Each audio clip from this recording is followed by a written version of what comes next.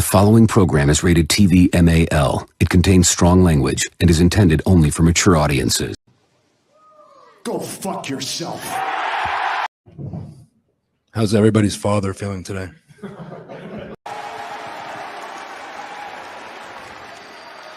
Go fuck yourself.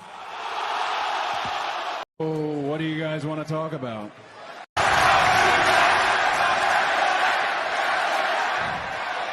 Let me talk to you.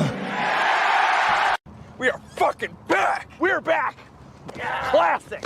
We are back.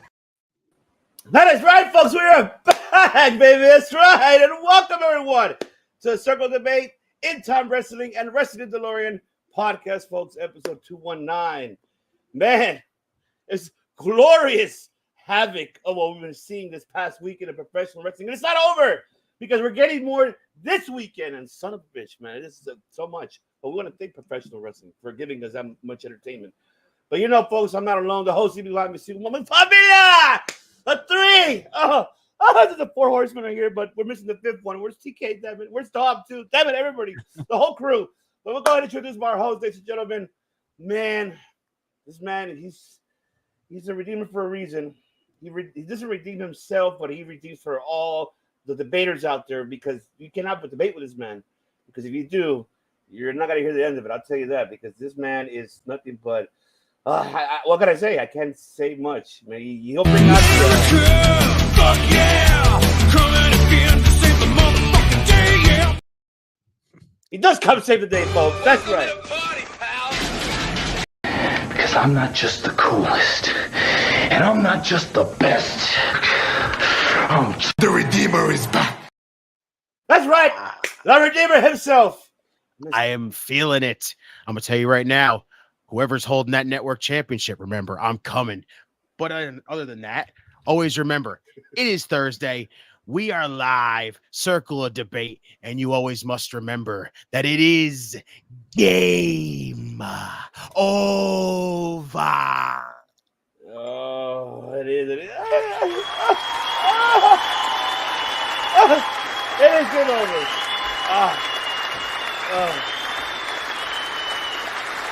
That's right. And also, ladies and gentlemen, we have attorney at law, because he fights for you. But I don't know what the hell his brother's doing, so that's something that he's trying to recruit. You know what? I'll let him say it more. But ladies and gentlemen, remember, if you're not enjoying a pay-per-view, you want your refund back, and you're like, what the fuck is this? Or let's just say, I mean, you went trick-or-treating coming up next week and you get no fucking candies. Or, you know, they probably give you a roofie and then your asshole hurts. I don't know. It could be either way. I mean, that's a bad thing to do, but that's man. Quickly. That's some ditty shit. That's some ditty shit. Be careful. Be careful. That's 1,000 bottles of oil, man. Yeah, you don't want the oils on you, folks. You're going to call Pepsi Phil Hathaway Esquire. A 1-900 Mussolini, because this man will fight for you. His $3.99 consultation fee. Ain't that right, Redeemer? Oh, that's absolutely right. And you must always remember that Pepsi Phil and Pepsi are not responsible if you see the wrong can of Pepsi. Top Rope Wrestling Talk, Circle of Debate, and Game Breaker Sports are all responsible for this ad. Call today. Money's on the way. Call Pepsi Phil today. Right now. Because he will fight for you. That's right. Pepsi Phil, what's going on, Pepsi Phil? Nothing much. It is game time. It is game time. It is. With the legal briefs out, he's about to fill up the story. That's right. But besides that, last but not least, this man takes us, just like our Redeemer said, just in time. He is just in time. But he can take you back in time, in this time, anywhere, everywhere, because this man, he fights for us, especially too. All over XM Radio, he does that for you guys. He does it here for the Debate Network. Because he is Mr. Delorean himself. God, I miss kind of playing this, but I'm going to play, I'm going to play it. Yeah.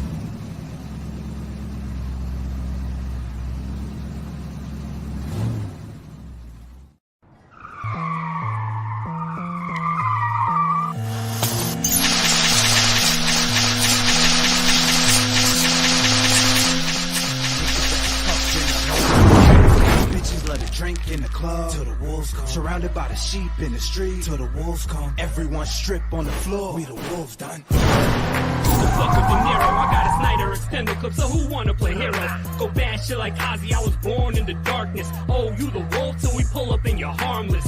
So pray to Allah, the Don Dada, the top shotter, the top spot, final boss you cross, that's when your ride stop. Basquiat with that white chalk. That's right. Brother Nero, I knew you'd come. Wonderful. What's good? What's good? Yup.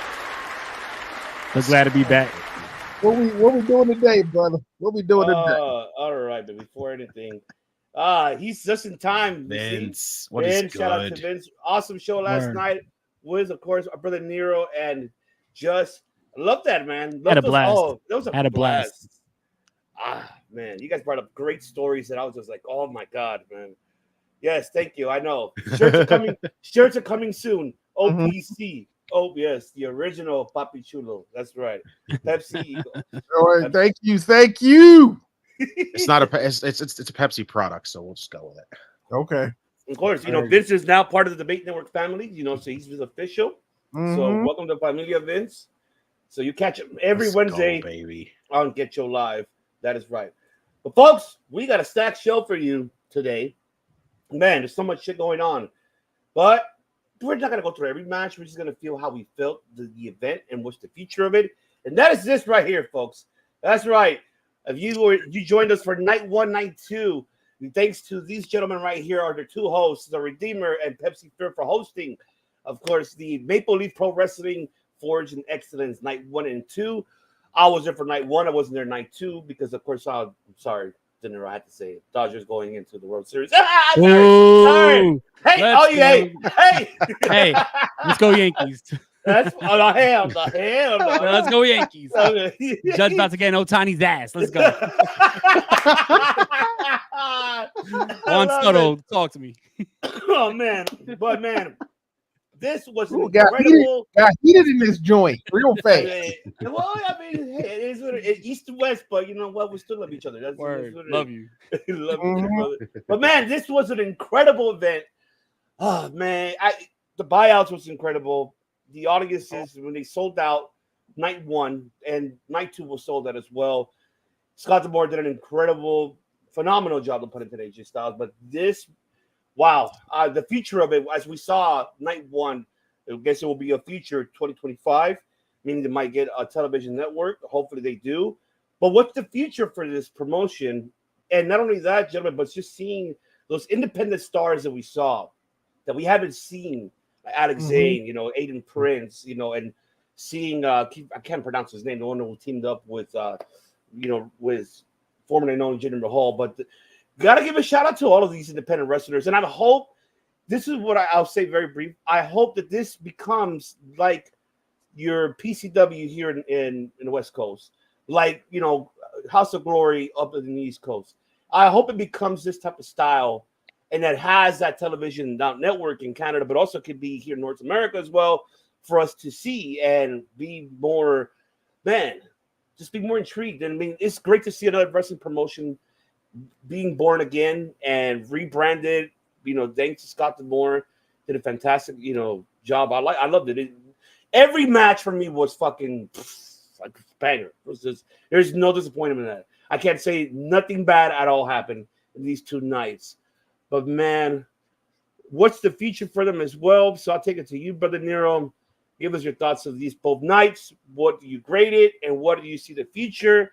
Can they be that House of Glory, that PCW? Can that be the new brand of, like I say, of not exactly like them, but could we say like ECW in that type of style? Could we see that? I'll tell you what, I think this is probably going to go beyond House of Glory or PCW. I could see this overtaking that TNA spot. Because this is what TNA was looking like late last year and early this year before they got rid of Scott D'Amore. And now we've seen Scott D'Amore get full helm of these 2 shows. And look how great these shows were. And I'll tell you what, like, this is no shade to TNA because I love TNA. I'm always going to support TNA. But right now, TNA is going into their biggest pay-per-view of the year and is not looking as good as these 2 shows.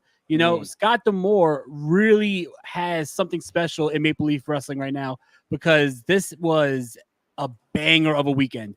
First of all, it was so good to hear my man Mauro Ranallo back on the call. Yes. God, the commentary that Mauro could provide is top notch, grade A chef kiss. Him and Don Callis made such a great team together. They were a very good team. And Mauro Ranallo, like I know he does Bellator. I know he does the boxing still, but hearing him call wrestling is just amazing. You know, I love what he could do with professional wrestling.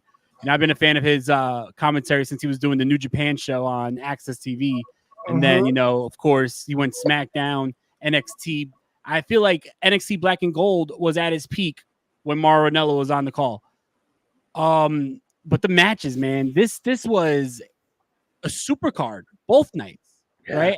This reminded me a lot of what the original Ring of Honor used to be, right? Old school ROH. And I know Pepsi Phil been saying that this could take that ROH spot, and this really did prove it, because back in the day, if you remember when Ring of Honor was first getting established, they would bring in the NWA title to be defended. They would bring in the GHC title from Noah to be defended. So having this show and then having the Ring of Honor women's title on the line, having the AEW International Championship on the line, and having dream matches, it did feel like an old school super indie, kind of like a PWG or a Ring of Honor. But one that feels like the ceiling is a lot higher than that, because you have, you know, this being the home show for the whole country of Canada that brings a bunch of these stars in the United States. But I also like the fact that we had the reverse and had a lot of good indie talent from Canada as well. You know, I would like to see them continue to go that route. You know, maybe bring in a Jeremy Prophet. Shout out Jeremy Prophet, who's been holding it down for Canadian wrestling for a long time. Right? Was on this show, was on the Wrestling DeLorean. The truth. Word. But yeah, it was just so great to see. You know, it was great to see people getting behind us and supporting it. I like the fact that you had wrestling legends on here like Bully Ray. You had stars of tomorrow like Josh Alexander and Takeshita on here, like Mike Bailey. It just was a coming out party for professional wrestling, I feel. And if TNA did not get rid of Scott D'Amore, this is probably what we will be seeing for Bound for Glory this year. But unfortunately, this is not what we're seeing. The future is very bright. I feel like there is no ceiling on this show. And especially since they don't have TV right now, I feel like they really could get creative with bringing in other talents, because I feel like once you get TV, and if you do get TV in the United States, and that's when we stop seeing guys like Takeshita on, guys like Josh Alexander, because they have those guaranteed contracts with AEW, with TNA. They're not going to want to lend out their talent to other television shows. So I think that as long as you're just on Triller TV, I think sky's the limit. I think this is the format to go. I don't need a weekly episodic, you know, MLP show. I'm cool with monthly MLP shows that have just the all-stars of wrestling. Love that. Yeah, it's kind of like the old school TNA when it first started, when they were first barely on DirecTV, and they're barely coming up with pay-per-views on monthly. So, man, I preach you, my brother. You preach the words. I love it. Redeemer, what do you got for me? Oh, my God, what a freaking weekend this was for these two shows. They were unbelievable. Like, look at what it did for not only Maple Leaf coming back, technically, if you want to say that. It then gave us now, for like wrestling fans that watch the show, you got to see people that you didn't even know. You got to see people that you did know. Like, it helped you introduce these people to you. And it's just, Scott D'Amore absolutely nailed this. Like, I literally called this show perfection. I felt like, because it felt like he nailed, like, straight from start to finish. There was like not a flaw on this show. It was on either show. It just felt so like just locked down, not a single smudge whatsoever. I was so impressed with it. Like I'm with De Niro. I hope they just keep it as a Triller TV kind of thing. I think it'd be nice to see, like, you could just do that whole thing where it's like you could do certain months of shows and just like, you don't have to, you can build up some stories like across other promotions, like especially if it's like a lot of indie like kind of shows and stuff like that. Like, they introduced titles that we hadn't seen. It's just, God, Scott D'Amore knows what the hell he is doing. Yes. That man is a freaking genius right there. Like, he nailed it with this show. Like, I am still like, I think this is one of those kind of like double shows where you can be like, hey, if you want to start getting into wrestling, guess what? You could recommend people now. Maple Leaf Pro as your way to start off right there. Hell yeah. Like, Hell yeah. just unbelievable. I applaud Scott D'Amore. Like I said, I literally put out the tweet after we got done watching both shows. The same night, I just went, can we just give an applaud to Scott D'Amore and the talent and everybody else associated with Maple Leaf Pro, because you guys did and no pun intended here, phenomenal job. And I hope that this is not going to be the end for it. I hope it's just going to be more and more. Just keep the shows like right here, just keep it exclusive to Triller, and you don't have to just give us weekly shows. Like I said, you can build everything across other shows and eventually be like, this is the big one, this is the one where we're gonna, you can end your feuds here, do what you got to do. Like, Scott D'Amore knows what he's doing, so I applaud them. Yes, love it. Pepsi, Phil. I can't really add anything else to it, but the one of the things that I think struck me most about this was, De Niro touched on this, it introduced us to a new branch of wrestling. Mm-hmm.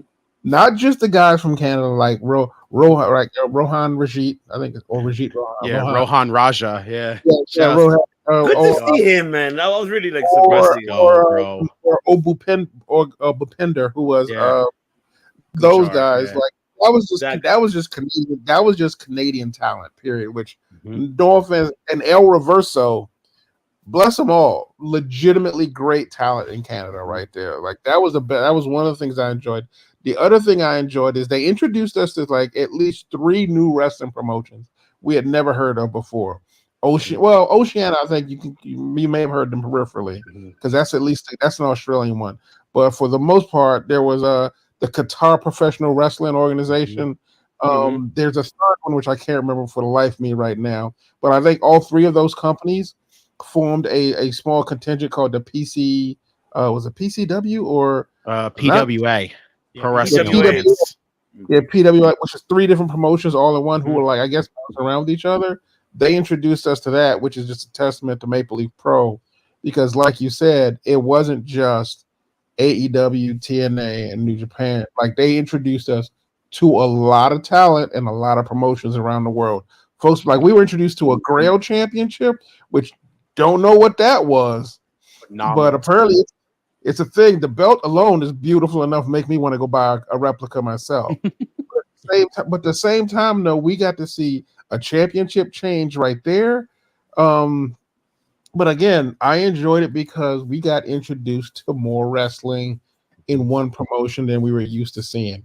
And like you said, the super card idea is probably the best thing to call it, because even though we know they had the top guys, the top promotions like AEW, TNA, and all of, I think overall, if we do the math, there was at least 6 to almost 7 different promotions represented in that wrestling alliance right there, because it truly was what, like, this, like, you can have All In or whatever you want to call it, but this honestly right here, like, this is your real All In right here, because everyone they could think of came in. And like I said, I think the gift is with Maple Leaf, because they're in Canada, most North American promotions don't consider them a threat. It's kind of like how they treat Mexico. So it's like Mexico's got a huge history, but no one's really worried if, like, say, if you know, at one point, like, what's it, like Jericho or whoever, and not to use Jericho, but like anybody goes down to AAA to do a match or whatever, or vice versa, or if someone goes to Japan, because again, they're not in the same hemisphere basically. With Maple Leaf, I think they're in a sweet spot where they're close enough to North America, like Mexico, that they can actually get a lot of talent. And like you said, the guys that we're used to seeing, or maybe they're just not, like, truth be told, one of the reasons I'm excited about this is we got to see guys who normally don't get good pushes in some organizations. Like, I'm going to call out Takeshita, because let's face it, even with the belt, we were still worried about him. Like, they announced him, and the belt thing felt like it was like, oh, here's an idea. But truth be told, there's guys who we don't get to see, like you said, Aiden Prince, like Taylor Rising was another one. Yeah.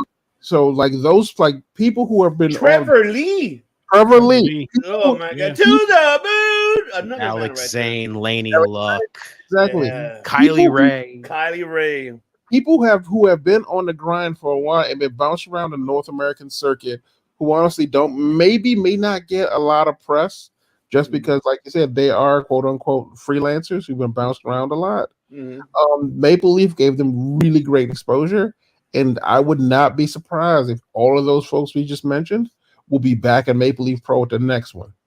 Because let's face it, because Mike, I think you said it best. This was like this was top shelf this is a top shelf promotion. Because I think we all said the same thing. This looks like old TNA or old NXT Black and Gold or old NWA promotions. So for sure.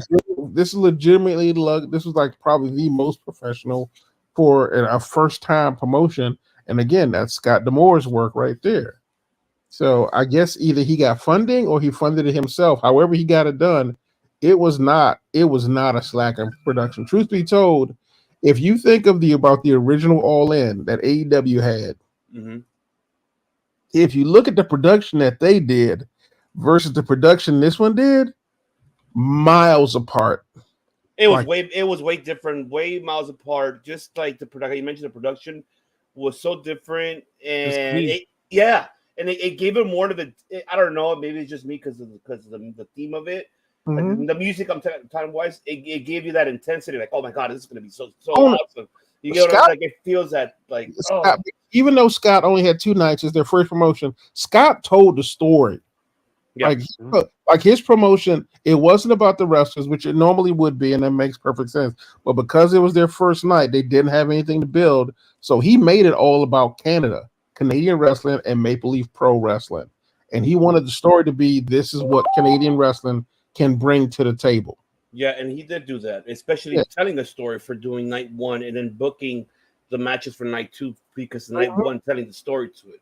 So if he continues to do it this way, like De Niro mentioned, and Redeemer like monthly, then this will definitely work, and I think he'll get us to be invested of actually purchasing, Thriller, having it there. Hey, watch it. I want to see these 2 nights.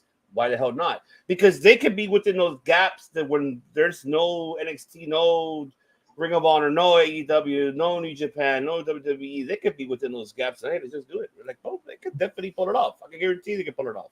And they'll get that. And that's something that they could do. I feel they have Scott D'Amore. Yes, he paid out of his own pocket. He paid for the rights for the promotion to get back.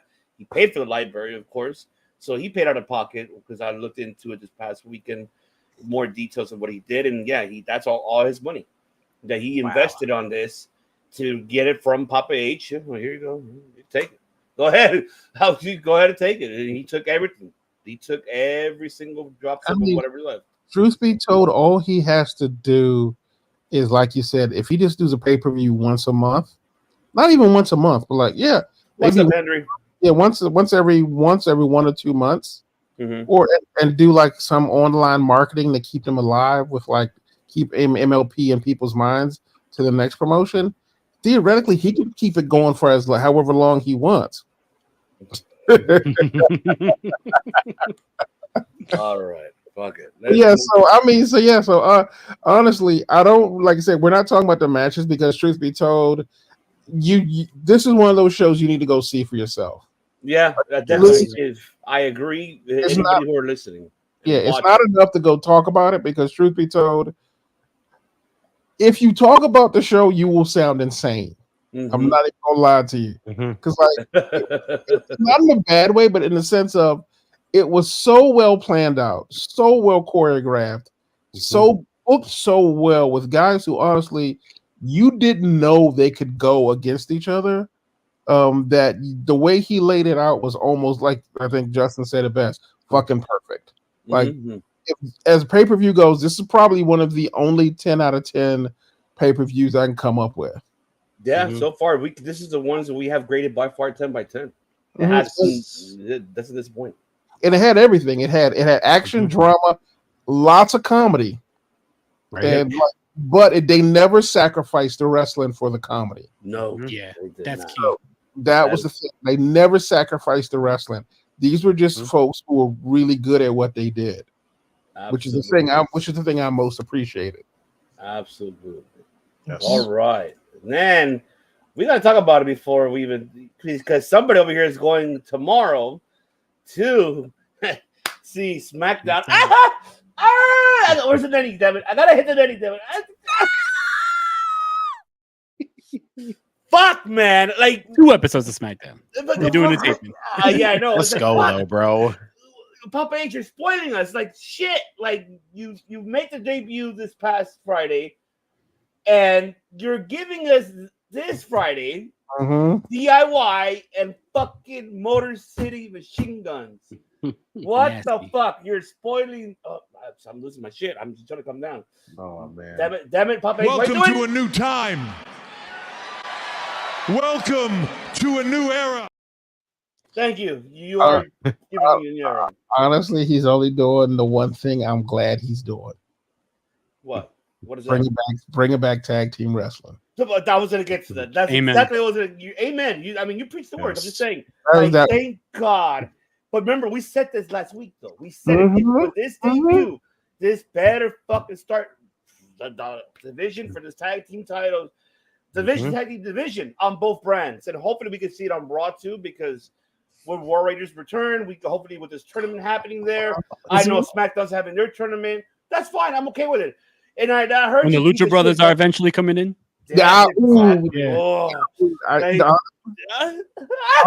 ain't gonna lie to you. At this point in time, it's probably a good thing they don't start immediately. Yeah. Like, let it be 2025. They're fucking fresh here coming to Rumble. I don't want to wait that long, but I mean, I guess we're like 2 months away. So, I mean, come on. We don't know if Tony Khan fucking signed him. That's what I'm saying. Like, it's November, so 2025 ain't unreasonable. But truth be told, they just introduced Motor City Machine Guns. If you want them to have some momentum, but you don't want to steal away from the Lucha Bros, because I feel like they kind of did that with Julia and Stephanie Vicari a little bit. Because I would have liked their debuts to be separated so that each one kind of feels a little bit more special than the next one. So I'm kind of okay with the Lucha Bros coming in later, even though that technically is still a bullshit reason why they pretty much are coming in later. But whatever, I can't speak on contracts because again, not my business. No, I know. Literally, but like I said, you are the lawyer. I mean, if anyone could speak on contracts, I mean, if we want to be real about it, the idea of like having a guaranteed contract and being charged for being hurt is bullshit. Because when you work a regular job, if you get hurt and you quit, and you pretty much had to lose some days on your vacation or injury or because you were sick, you ain't gotta make up them sick days. So that kind of bullshit is crap. I know. Like if you want to be real with it, that's a bullshit move. World elite. Shout out to Dylan. Dylan, what's going on? Henry saying Motor City Machine are 15, 2 years. The age not the way they looked on Friday. They looked like a machine. Henry. Go back. I'm pretty sure you have, but mark my word, age is only a number for these two gentlemen. Yeah, they gotta hear. I don't have to say. Deniro can say more than I can. All three of you guys can say more than I can, but you already know. Motor City Machine Guns have it there. I'm not questioning none of that. So I mean, I'm excited for that SmackDown tomorrow happening.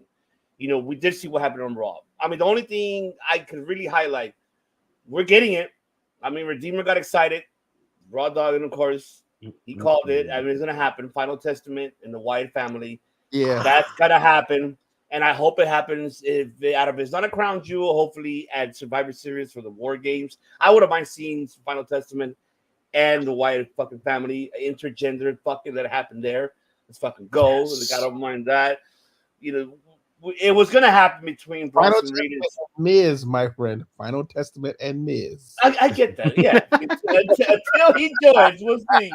You're just going to label Miz a secret member of the firm. Yeah. Final Miz Testament. Oh, he's the third man now? No, he's the unlockable character. There you go. He's the DLC. He's the DLC. Then we have Bronson Reed says Rollins. We did see that happening. It was going to happen. That was unnecessary right there. No, you needed to hype that feud. And it's the right way to do it heading into Crown Jewel. Oh, yeah, it did.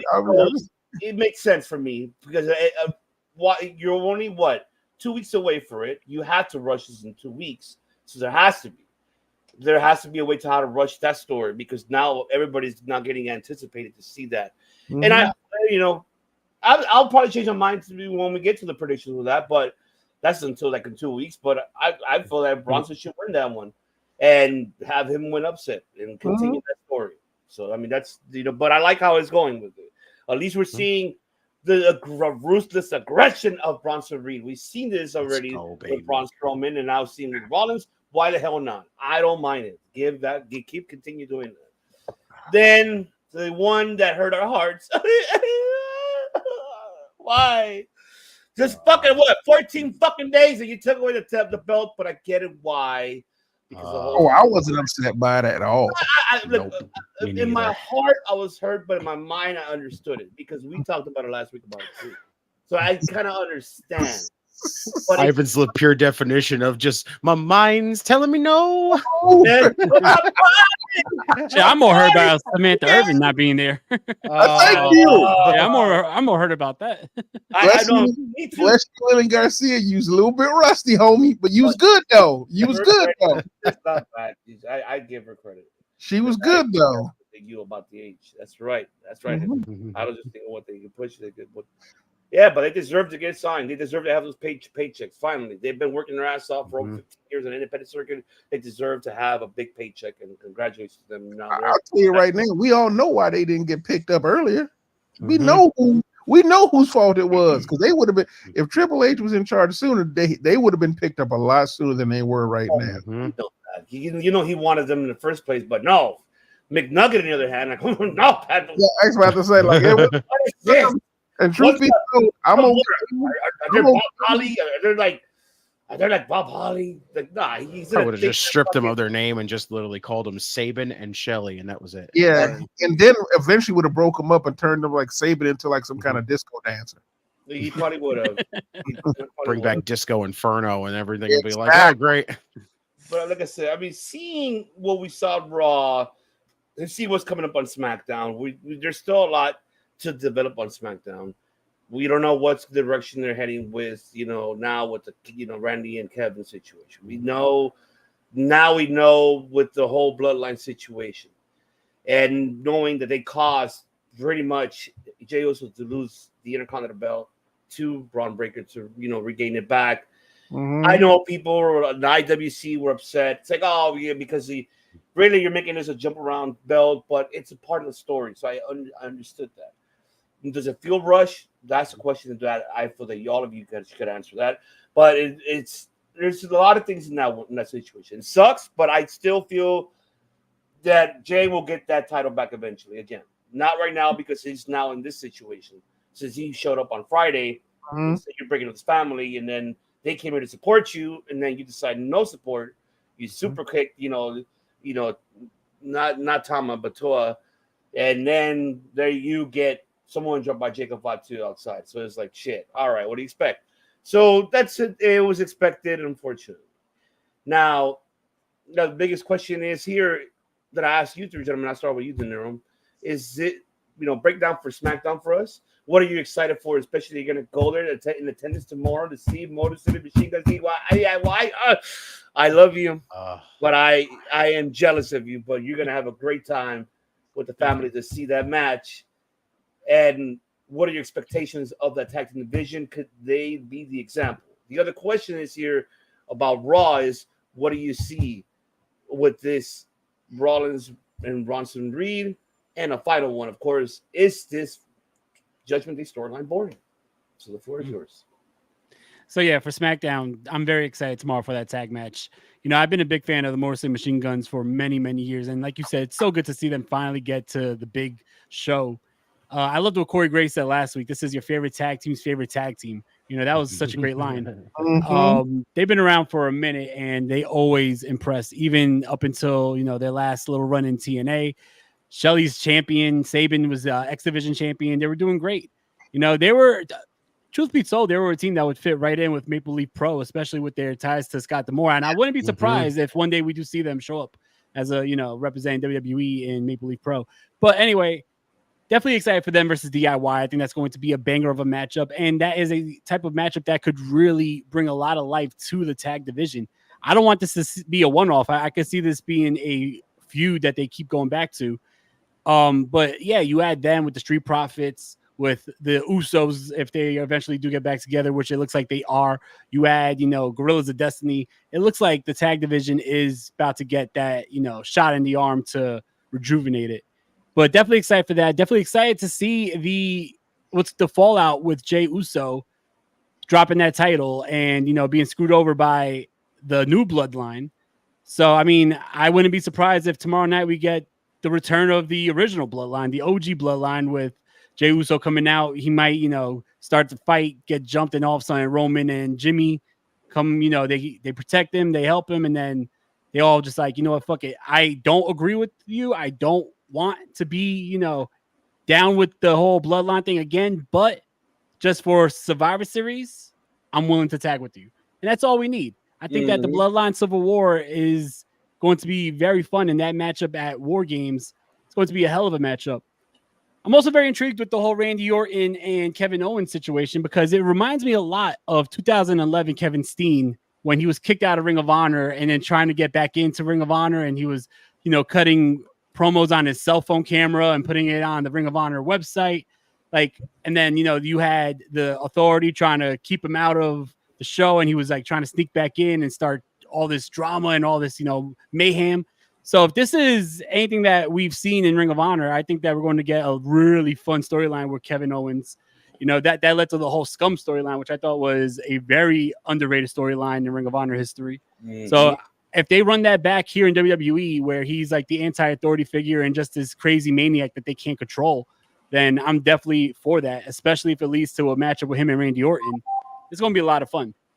And also definitely excited for match 7 of Carmelo Hayes and Andrade tomorrow, because those two guys have been absolutely killing it. I mean, even though I'm happy I'm going to see it, that's a matchup that could easily be on Survivor Series. Like, I think that you do need to reward Carmelo Hayes and Andrade for the hard work that they've been killing it. Every time they're in the ring, this best of 7 series, which I like that it's just going to a 7th matchup instead of them calling it a best of 7 to begin with. I like how they like played it out like that. Agreed. Because, when you hear best of 7, sometimes it's hard to think, all right, how am I going to be invested for 7 of these matches? Because it's never going to be, a sweep. Like, it always goes to that 7 match. So I think that that's unique how they did it. And I'm very excited to see that matchup, especially with the wrinkle of LA Knight being the special guest referee.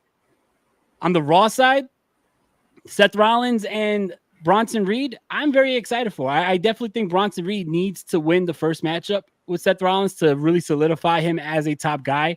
I could see them running it back like 3 times and having like, a trilogy of matches. And in the end, Seth Rollins does get the better of Bronson Reed to catapult him into the feud with CM Punk, which we know we're going to get by WrestleMania. But Bronson Reed needs to win that first matchup, because if he doesn't, then this whole push is for nothing. Exactly. You want to see him continue to get pushed. So I'm all for that. Did they take the title off of Jey Uso too soon? I think that was done by design to take it off of him right away, because he finally makes it to this level. He finally gets to the point where he wins a singles title, and just like that, it's taken away because of family drama, the type of family drama that he tried to stay away from. That's why he went to Raw, right? If you remember, he quit SmackDown because he didn't want to be a part of this whole family drama. He wanted to do his own thing. And now it's like his past is coming to bite him on his ass, because it's the reason why he lost the title so soon. So I like that. I like the whole, intricate storytelling there. And I think that it had to be this soon.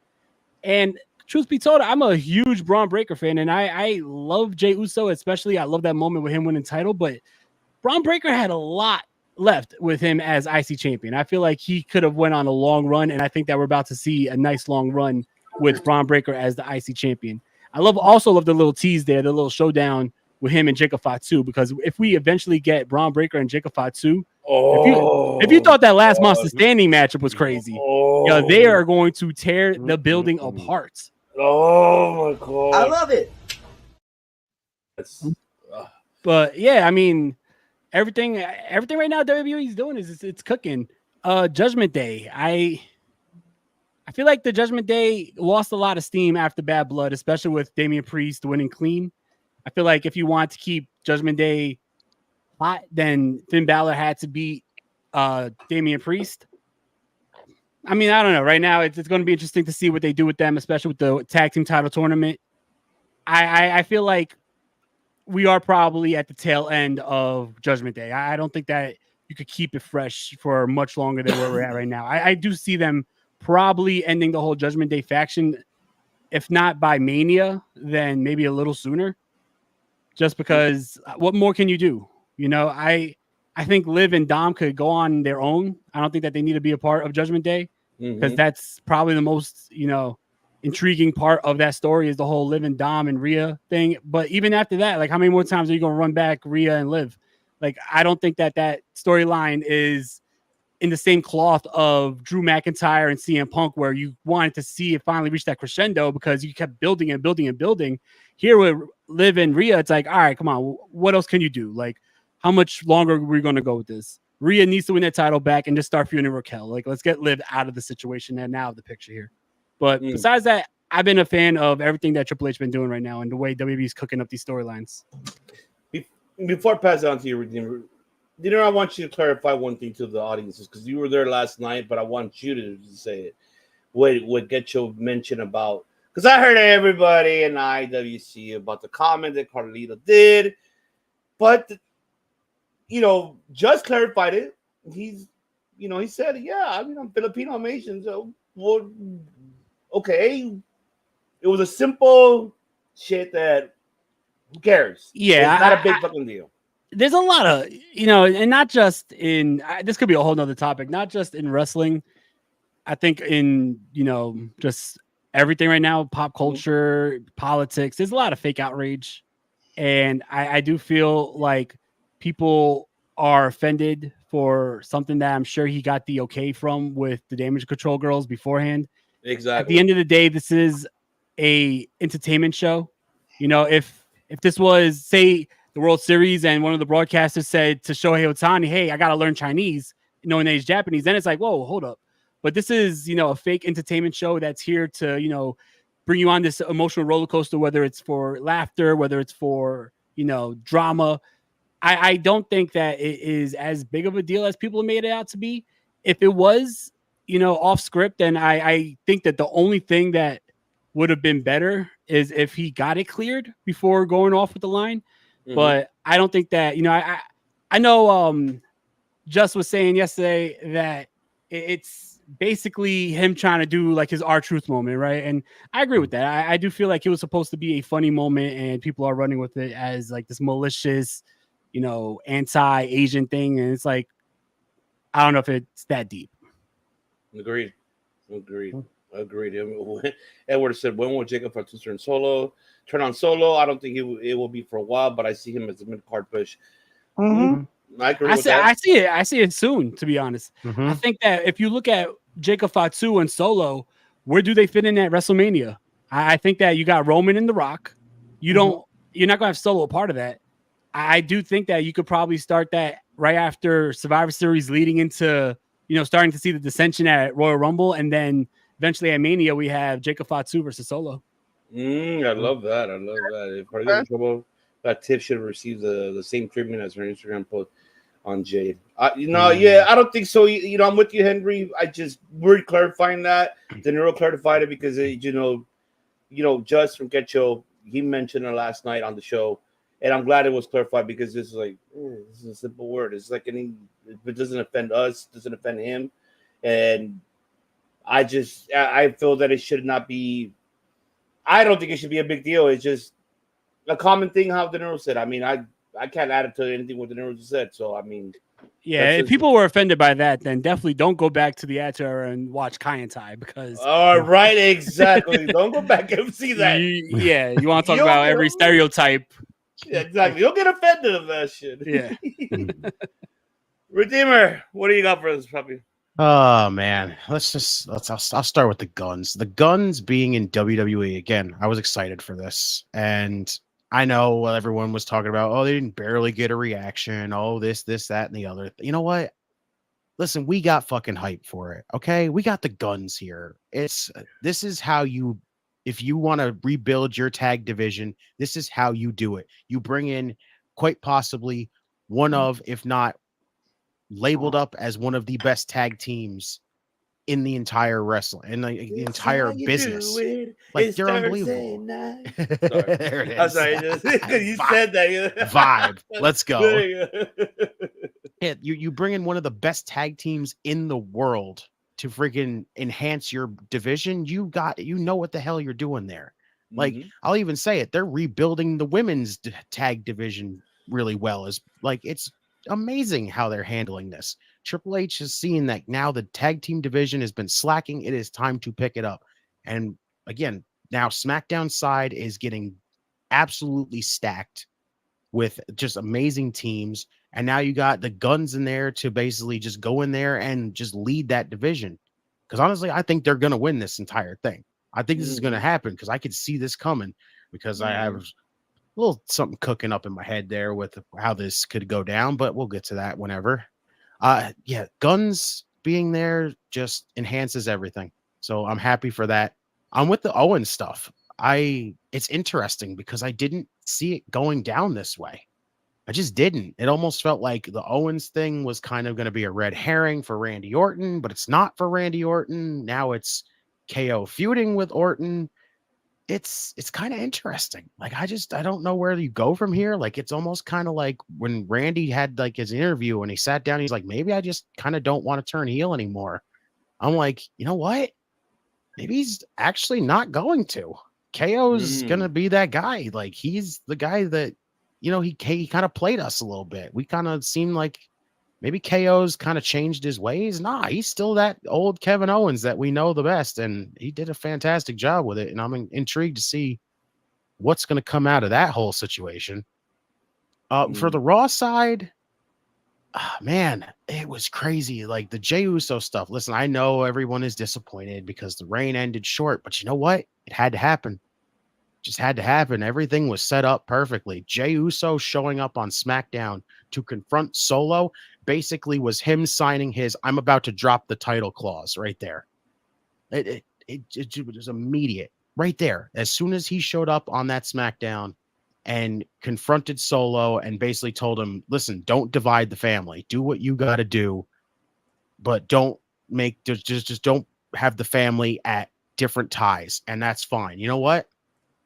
Again, I have no issue with it. I'm a big Braun Breaker guy too. I freaking lost my shit with the tease of Jacob Fatu and Braun Breaker. Good God. Like, there's your future right there for entire company right there is in Braun Breaker and Jacob Fatu. Those two right there are Mania main event freaking in like maybe even a few years, for God's sake. Those two are phenomenal. It's Raw's just, again, we've been talking, Raw feels like it's just been kind of flying by since it's moved to 2 hours. But I think they've done, I think, like I said, I think they've kind of found that groove now with that show. I think they've done that very, very well. Like, if I'm going to talk about the Judgment Day stuff, I like it still, but I'm starting to understand why people think it is kind of getting drawn out and boring. Because it is kind of been a lot of rinse and repeat, which is very, very obvious. And yeah, we have to get the Raquel and Rhea match. We understand. So now we have that one. But after that, how many more times are we going to get Liv and Rhea before we finally just say, hey, we should put the title back on Rhea? It's something's got to come out of this that's been different, because really it's missing a lot right now. It's starting to fall off. And agreed. Seth and Bronson Reed, man, you know me. I am freaking so happy for Bronson Reed. After just to see him in there with a main event guy like Seth Rollins. Like, we will continuously say this. Bronson Reed needs to win this. Whether it's the first match or the entire freaking thing. Bronson Reed needs to do this to solidify him as like either a main eventer or the next challenger for the Intercontinental Championship somewhere down the line. Because even if he just beats Seth Rollins, it's something still big enough that's going to push him further, which he's absolutely deserved for Bronson Reed. First off, Final Testament and Wyatt 6. Let's fucking go, baby. Let's fucking go. I know you got what you wanted. Now you got it. Thank you, Papa. Let's fucking go. Thank you, Pop H. I can't wait for that shit. It is going to be probably bizarre as shit to see what the hell those two factions can do with each other. Did you catch the Karrion Kross promo? Yes, the I online did. promo he did. Yes, like I love that promo. How he brought up how Bo Dallas put the mandible claw on Paul Ellering, a man who traveled with his father. Great wrinkle to the story. I like the thing that they have the Wyatt Six put up a thing, and it's like liars set up their own traps, and I was like, wow, that's interesting. These guys are gonna tell a fucking bizarro world story with each other. So, right? Yeah, God, like I said, right now, SmackDown feels like it's been stepping up its game for the most part, and Raw, yeah, it was good at 3 hours. It's starting to hit that stride of being good at 2 hours. So, Pop H, right before it goes back to 3 hours, right? I know, right? I mean, it'll probably still be good too then. Yeah, but they're both going to 3 hours, right? A bit down the line, right? I mean, that's happening in Netflix, and I know that down the line later for you. And even if that's the case, like again, after that, once you move SmackDown to 3 hours, you need to make sure that show is ready for it. Yeah, that's, I can't. Yeah, we said it last week, and that's for SmackDown. They're gonna have to get ready for that. They got so much potential stories to tell for that last hour, and how they're able to. And Raw, right now they're doing what they can for the 2 hours, so they're staying consistent on it with what they're doing, and hopefully, the one just for me, it's just always going to be the one. How I said it about the whole New Day situation. We're gonna see it. It's gonna happen. Whether we like it or not, Xavier's gonna walk out on Kofi. It's gonna happen. And I'm starting to wonder that though. Will they though? Because it almost feels like they dropped it for a while. Like the past few weeks, it seems like it's kind of been swept under the rug a little bit. But remember what I said. Remember, it's not gonna be a consistent story weekly. It's gonna be every other week. They'll add into it. But it keeps us more attracted to it because we don't know what's the following week of what's going to happen. That if they put it into the following Raw or not. Because remember I said it, like they promote their shows a week ahead of time, and they announce their matches during a Raw what's next week, and then some they added into it, and then they just right away get rid of it before the weekend. By the time the weekend comes, then they added the matches. This is happening on Raw. So they do it in a smart way, marketing-wise, for the audiences to attend and purchase their tickets. For us viewers, audiences, of course, we want to see what's going to happen. We may not get matches from them. We may get segments. We make it here to get an understanding of the story. But I don't mind to see that because it gets us questioning that when is this going to happen? Is it going to happen? How you said it. Is it going to happen? See? So Pop, I got to give it to Pop H. He's giving us at least that in our heads to questioning the story. Is he going to do it? I don't see nothing happening. But then when it does, that's when you're going to be like, what the fuck? This has happened. That's a story. And that's what I would love to see. That, and I'm glad it's happening that way now. Yes. Attorney at law, the floor is yours.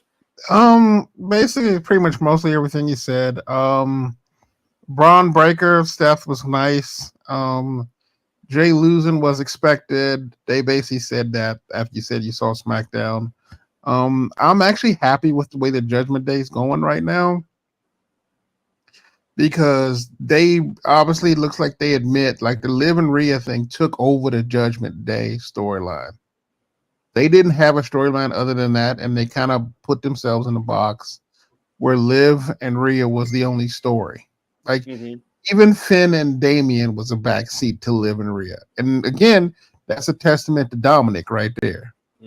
So that is that. So right now, they're doing the same thing the Bloodline did.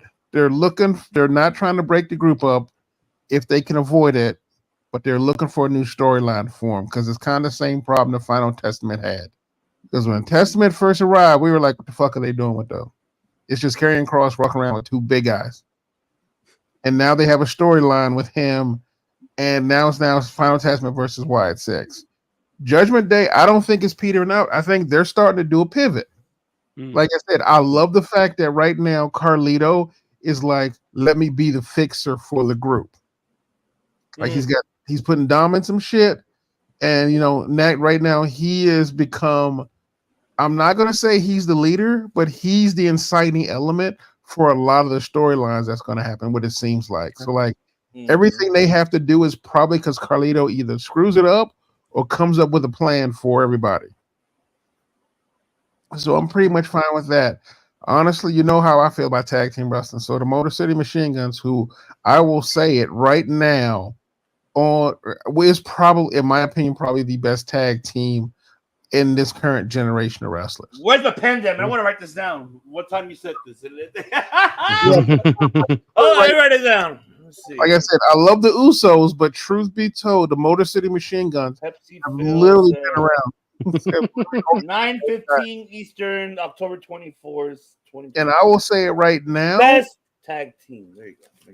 But I'll say right now, DIY, when they first came out, they were literally, in my opinion, a Motor City Machine Guns clone. Whoa. Wait a minute. Hold the fuck up. Tell me you did not say that. Tell me he didn't just say that. If you look at their matches in black and gold, when they were fighting guys like when they were fighting with the vaudevillains, that is so debatable. In that group, they were literally fighting like the Machine Guns did in early TNA. I'll tell you what, I agree, because if you look at that move, even their DIY's move, Meet in the Middle, that's Motor City Machine Guns offense right there. The super kick and the insecurity that Shelly and Sabin does. So it literally when I saw as soon as I heard Motor City Machine Guns becomes like DIY is gonna be their first opponent. Because now their second opponment, because when they but they meshed so well together. I'm not counting the three-way. Why you hating about Raza, Holmes? Because they're fighting 600. They might as well be fighting 600 people. That is not a focus tag. They're good. Because that is not a tag match. A tag match is 2-on-2. I love Paul Heyman, and I love the fact he invented the three-way dance. But that tag match is still two teams against each other. That's some hating shit, man. What the hell? But the truth of the matter is, if you want to see how great the Machine Guns are, that match with DIY will show the WWE universe what they can do. Oh, please bring and they're going TLC. And they're going to be doing it in front of a New York crowd, which is smart. So what the Motor Machine Guns are and who the DIY is. Because even truth be told, DIY still, even though they've been featured on the main roster for about 2 years now, they still get very little response, Yeah. I do think it's because of a shitty ass theme song that get that shit out of here. You know Thank you. You're right. They have the weird thing where like everyone appreciates them and knows they're good wrestlers, but they're better known right now to the universe as singles wrestlers who are together. Yeah. They don't know about their DIY years, honestly. They don't. But Motor City Machine Gun outside of WWE, that's exactly. So everyone said they didn't have a real big pop when they debuted. Of course not. They've been I think it was C. Henry. They've been on them roads for 15 years. Independent wrestling community knows who they are. The WWE universe, unfortunately, if they out of sight, out of mind, man, they're not going to know who they are. But when they wrestle, people are just like, oh shit, this is a real team. You know what's weird with DIY though? They were over. They started to get over on Raw before they moved to SmackDown. And then it's like they moved to SmackDown, and then it's almost just like they have to redo it all over again. I agree. Something I do, like, not to cut you guys off, but something I do wish WWE did was show footage. Like we always say this about AEW, show footage of the Motor City Machine Guns. You are in a partnership with TNA. You have nothing but footage for the Motor City Machine Guns that could have shown years and years and years of this team being the most innovative tag team in wrestling history, because the Young Bucks and everybody else who patterned their style after the Motor City Machine Guns, like you had an opportunity to show the footage because you have that TNA partnership. I don't know why they didn't go that route. I agree with even you. If they're not, makes sense. Remember, even if they're not, if you don't use the TNA stuff, they fought in Japan. So you can they have used Japanese footage for all the other wrestlers. Why couldn't they do it with them? Like shit, they referenced New Japan and Marigold and Noah for the other wrestlers. So and they do well. I'm saying leave it outside of TNA if they don't want to do it with like a TNA. There's a lot of like Eastern and Pacific wrestling center you can throw out there, but that was.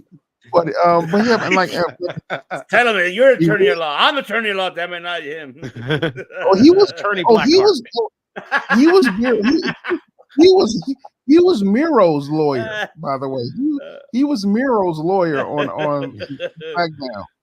I think it was Rusev's lawyer. He was Rusev's lawyer. Sorry. The Randy and Kevin thing, I'm actually okay with that. I think that's going the way it's supposed to. I know a lot of people aren't happy with Randy because y'all want Randy to be the new rattlesnake, as it were, or the python, whatever. I love the fact that Kevin Owens is going kind of like the evil dark man, and Randy Orton has to, and I never thought I would say this, Randy Orton has to be the voice of reason in WWE. Because the one thing we have said, which I think no one wants to appreciate, is at this point in time, Randy Orton is in the position Undertaker was 10, 15 years ago.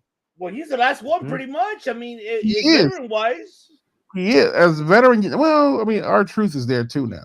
So, yeah, but he's not. But the thing is, but he's not on the same level. But he's not on the same level. Randy Orton. Randy Orton. R-Truth, but I know. But Randy Orton is where Undertaker is. So it's like Undertaker. At a certain point, Undertaker couldn't be a heel because everybody be like, "Man, that's Undertaker. He's fine. He probably had it coming anyway." The days of when remember, because I remember when Undertaker was about to crucify Stephanie and Stone Cold had to save her. Nowadays, it's like that was a blip in a radar. He's fine now. That whatever. But that's where Randy Orton is right now. Like honestly, he can't do any. I mean, he could. I mean, let's face it. Randy can be a sociopath if he wanted to. But truth be told, does WWE need that? No. Like right now, he has put himself in that legend status, not legend killer, legend status. So if he has to be the one to stop an insane Kevin Owens, yeah, I'm good with that. It's the RKO versus the Stunner. Why not? Yeah. So I mean, I think it. Like I said, I think it works. Overall, like the two shows have done a really good job. I really, really like what they're doing with the Bloodline right now, with the trying to quote the Reversion. Because honestly, if you look back far enough, that's basically the Godfather story right there. That's the Godfather story. I thought I was out, but they keep pulling me back in. Like that is Michael. Who's Fredo?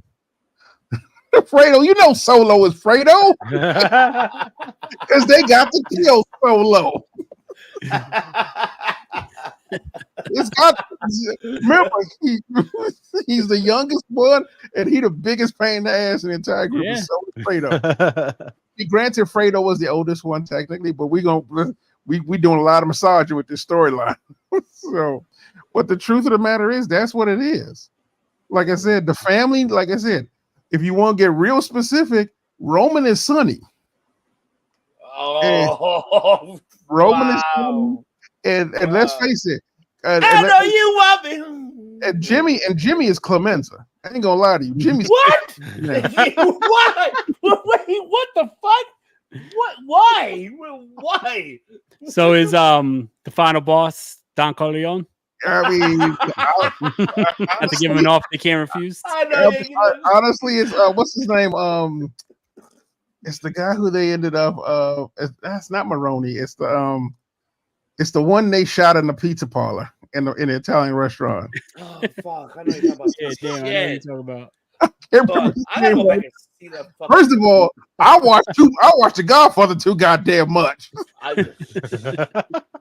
Man. But the truth of the matter is, that's all it is. Like he's getting called back to the family, even though he would rather not be there. And the part I enjoy is they're not making it easy on Roman. They really are not making it easy. Because it's not a 1 day or 1 week. Because I was really worried they were just going to have Jay just be the bigger man and say, fuck it, why not? But they are making Roman earn that shit. Because it makes sense to do that way. I feel No, like it does. No, it does. That's the best part because the storyline wouldn't be real if they didn't make Roman work for it. Because here's the interesting thing they're doing with Roman as well, and this makes me feel bad for Cody because they are putting Roman in a position. He gonna take that belt back. He's gonna get that belt back. That's one thing that and I don't know if you guys feel the same. And this is one thing that I hear it on Busted Open. Shout out to Dave McGregor and Bully Ray and Tommy Trimmer. But I hear them. I'm talking about this all the time. And I know McGregor defends it a lot. It's difficult to defend it here in this case because it's like this story is overshadowing Cody's situation. Yeah, and I don't want to agree fully on that, but then again, I do not. It just the bare truth of the matter is that Roman is always going to be over. Period. That's fine, but see, here's the thing. I'm okay with that. But my thing is, you need to have your world champion, who is your main fucking product, for your product. Put him over some kind of way in a situation that, okay, while he's away from this story, have him be in another story with Kevin Owens and Randy Orton situation. Because you got to think about this, Pepsi Phil. You got to think about this because then there was a point of him having a world champion. It's just he's just just to have and then later on lose it. No, you need to have him. He had hear me out. I'm saying I know he had it after Mania. He had his moments. He had great matches. I'm not disregarding none of that. But I don't want this story to keep continuing overshadowing Cody's. I hope it does. Yeah.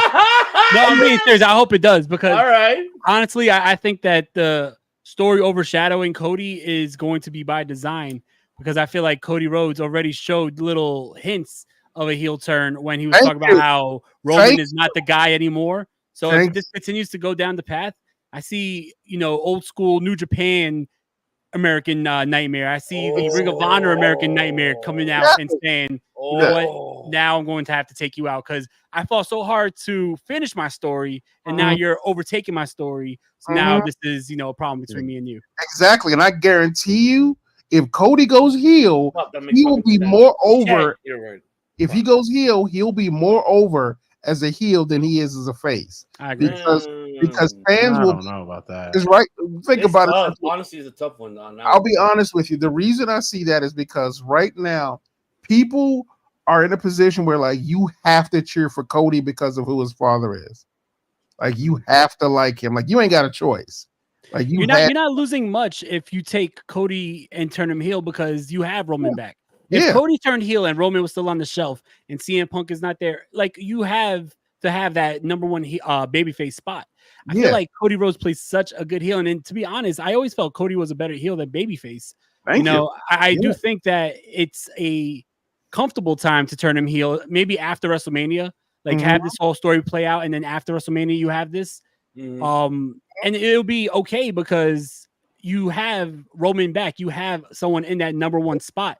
And then on top of that, I feel like it can even play into the story if at WrestleMania we do get The Rock versus Roman Reigns. Yeah. And that's the main event over whoever Cody's going against, maybe Randy Orton, right? And have that as a part of the story too. Like, hey, I worked so hard to finally win the title from this guy in the main event at WrestleMania. Just for the next year at WrestleMania, I get overshadowed and I'm not the main event, even though I'm still holding the title.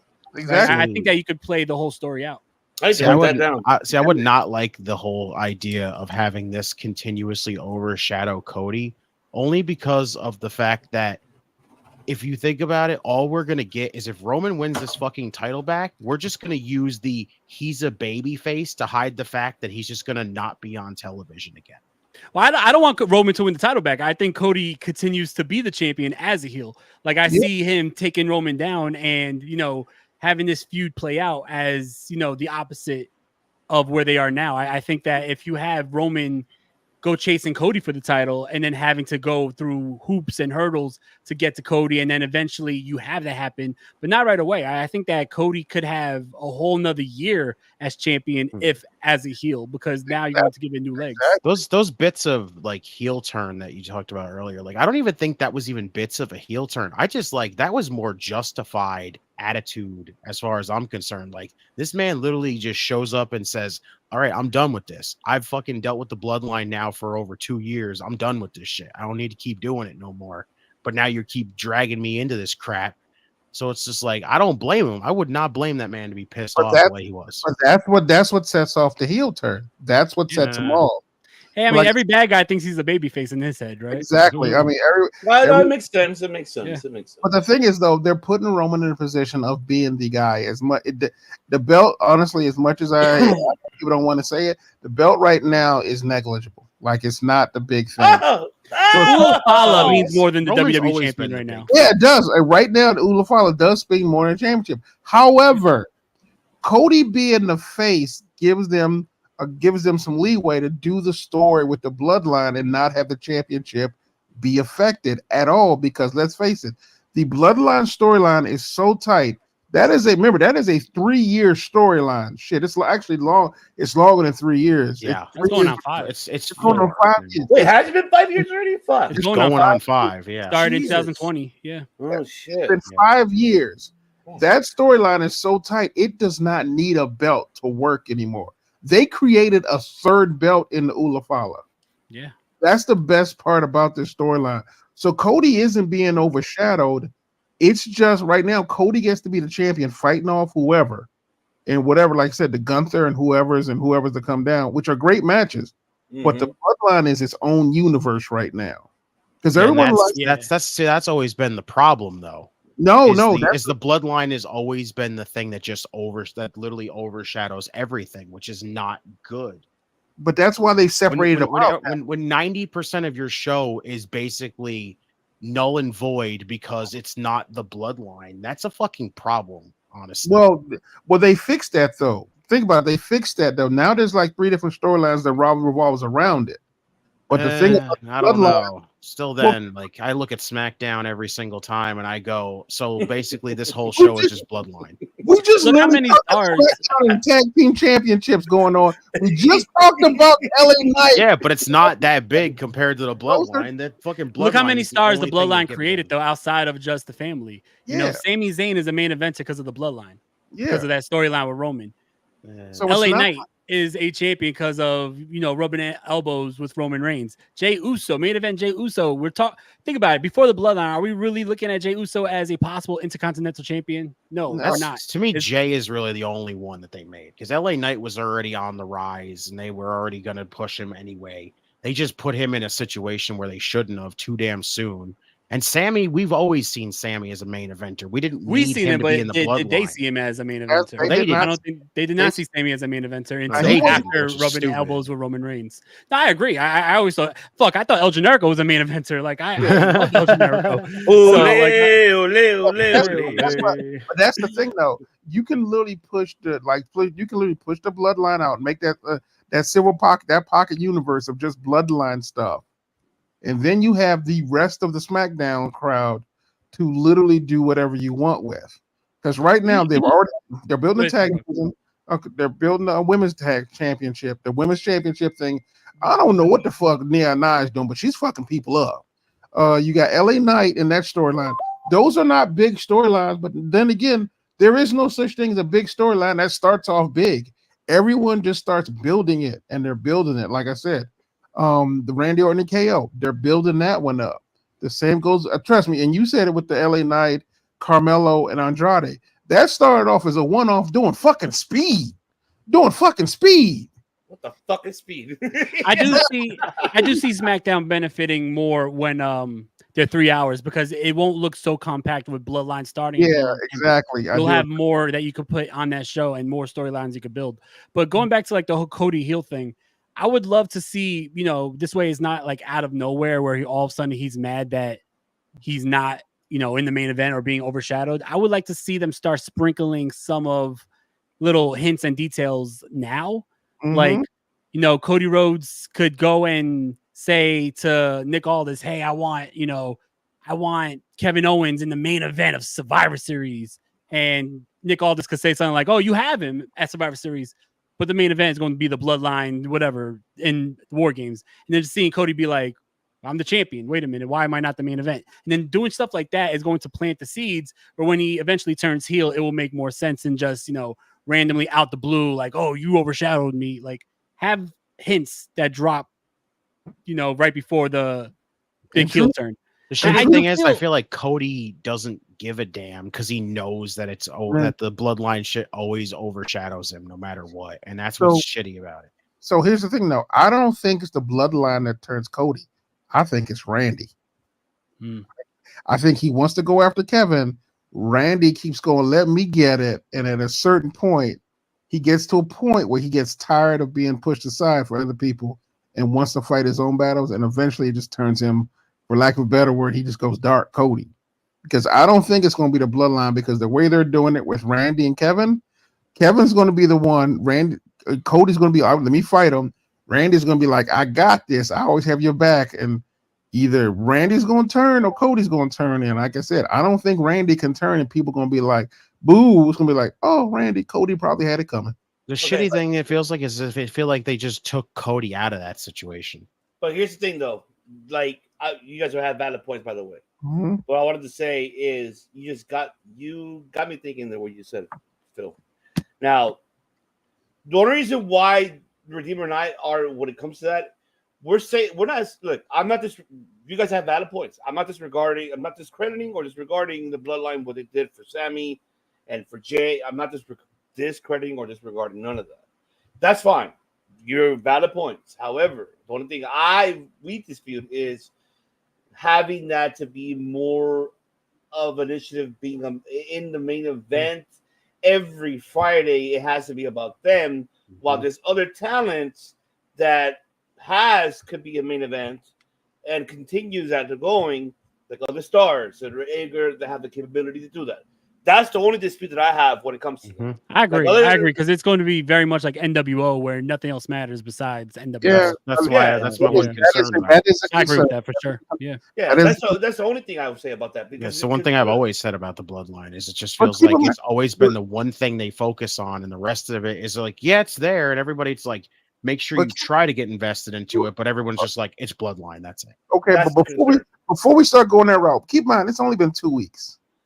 I get you, but I'm not saying it's only been 2 weeks of it. If they do it for like a series of like every single night until the end of the year, yeah, you have a point. It's only been 2 weeks, and let's face it, that's because Roman just came back. No, I get that. Not to mention Jimmy just came back as well. I don't. You're right. And I agree with you. I do agree. If it's just fucking blood at the end of every night, that's kind of like, honestly, it's kind of what AEW is doing right now, which is driving me fucking insane. Well, that's what I'm saying. And that's one thing that Redeemer and I dispute about. It's only about that. Mm-hmm. Everything what you guys said, valid points. I'm not disregarding. I'm not disregarding there. But I'm just saying that's the only issue. Mm-hmm. The other thing that you brought up an idea, both of you guys brought up an idea, and it makes really sense. De Niro and Phil, that you guys brought up. With the whole Randy situation, yes, I am with you. That's a fantastic idea. Maybe this could be the day that we see Randy takes out Owens, get out of my way. I'm next for that title. Either one of them, either Cody fucking turns around, because how you said to De Niro, like, hey, I'm tired of being a co-main event. I want to be the main event. I'm a champion for a reason. Or Randy says, hey, no, I made you here. I gave you that legacy. Because you get that legacy, then that's how they could take that story into Rumble or Mania or Survivor Series. So it could be that way, and I love that what you guys are saying. That's valid. But the only debate that Redeemer and I have is only about that is the issue. I agree. I think it's just also primarily because it's just like we literally just said it. It's been fucking almost 5 years of this stuff. Like literally next year's Mania has to be the end of it. Like it can't keep being the only freaking thing that everybody should give a damn about. Agreed. But then what were we gonna say? Go ahead. No, I agree too. Like I do feel like the bloodline being the focal point of SmackDown every week is a problem, right? But I that's why I thought maybe use that to catapult something else like a Cody heel turn. And personally, like I love Cody, and I'm a huge fan of Cody. He's an amazing person, and I love the fact that he's like today's John Cena, right? He is the guy who's always on the line doing every show that he could, working the house shows. He's doing the media appearances, doing the Make-A-Wishes, and I love that. Mm-hmm. I just feel like if you notice, the crowd is 100% behind Roman, right? I don't think you need two top baby faces like Roman and Cody on the same show, both being baby faces. I think that, you know, since Cody been in the WWE, since he returned, he's been this cookie cutter baby face. Mm-hmm. And I would love to see the other styles of Cody that Cody's shown that he could work to perfection, like he did in Ring of Honor, like he did in New Japan as the Homelander type heel, where, you know, he thinks that he's being the biggest baby face, but you know that this guy has like a dark ego to him, and you know that he's doing things for selfish reasons. And I would love to see that play out. I don't think that the bloodline necessarily needs to be the one that turns him. I just think that it could be a wrinkle in the story where, hey, I'm going to be overshadowed by these guys after I'm the one who beat him. I beat Roman Reigns after he held the title for 4 years, and now I'm overshadowed by Roman Reigns. Like, I can see that being what pushes Cody over the edge. And I agree with I forgot who put up one of the comments was that Cody has to be a babyface to, you know, against The Rock. I agree with that too. I just hope that that's not at Mania. I don't think that Cody and Rock has to be at Mania. I think that we could do freaking Cody Rock should be Rumble. I agree. Cody Rock should be Rumble. Roman Rock Mania. Yeah, and then you know what? I'm all for, after Roman Rock at Mania, I'm all for that being the end of the bloodline getting this type of push. I think from there you could have the different family members go do their own thing. The Usos go into the tag division. Jacob Fatu does, you know, earns his spot at the top of the card. And then you could have Roman and Cody set up to take you to the next year's Mania. Because I'm all for Roman and Cody main eventing one more time, but this time with the roles in reverse. I think that it will be very intriguing if we have a third main event at Mania between Cody and Roman, but now Roman is the babyface, Cody is the heel. Yeah. I think that would take it to a whole different level. I agree. It would. I agree. It would take it to another level. But my thing is really more develop that story, like how you guys mentioned. And it makes a lot of sense. I get it. Like, and I know he mentioned two top big faces, right? So since right now we don't have SmackDown 3-hour show, we have a 2-hour show. So this is where we need to do what Raw is doing. Is okay, having a story here. The following week we're not gonna have it here, but the following week we are, and then we're gonna have it here. Then separate it, balance it. Then that's the case. Have 1 week Cody, 1 week Bloodline, 1 week Cody, 1 week Bloodline. And have that. But the problem here in this situation is there's no build for Cody. There's nothing. There's only the one thing that is the only thing is the whole Kevin Owens and Randy situation. And like Justin said, it seems like they took Cody out of that situation too. So what is Cody really doing? Exactly. He has this Gunther match at Crown Jewel that has no build. It's just a one-off, and it you know, it just seems like a waste of Cody's time. I mean, he's the world champion. Why would he care about the Crown Jewel champion? Yeah, that's why all of these people out there that keep saying, "Oh, Cody's reign is boring. Cody's reign is boring." Well, fucking, you guys just got to point out the freaking obvious big situation as what's the issue here. And the big issue right now is SmackDown needs a freaking complete overhaul. I mean, I'll tell you right now, if you really want to do that, I mean, let's face it. Right now, they're doing a thing where Kevin Owens comes out of nowhere and starts fucking people up. In my head, I don't think Cody wins. I don't think Cody wins. I don't think Cody wins at Saudi Arabia. Sorry, I think Kevin Owens costs him.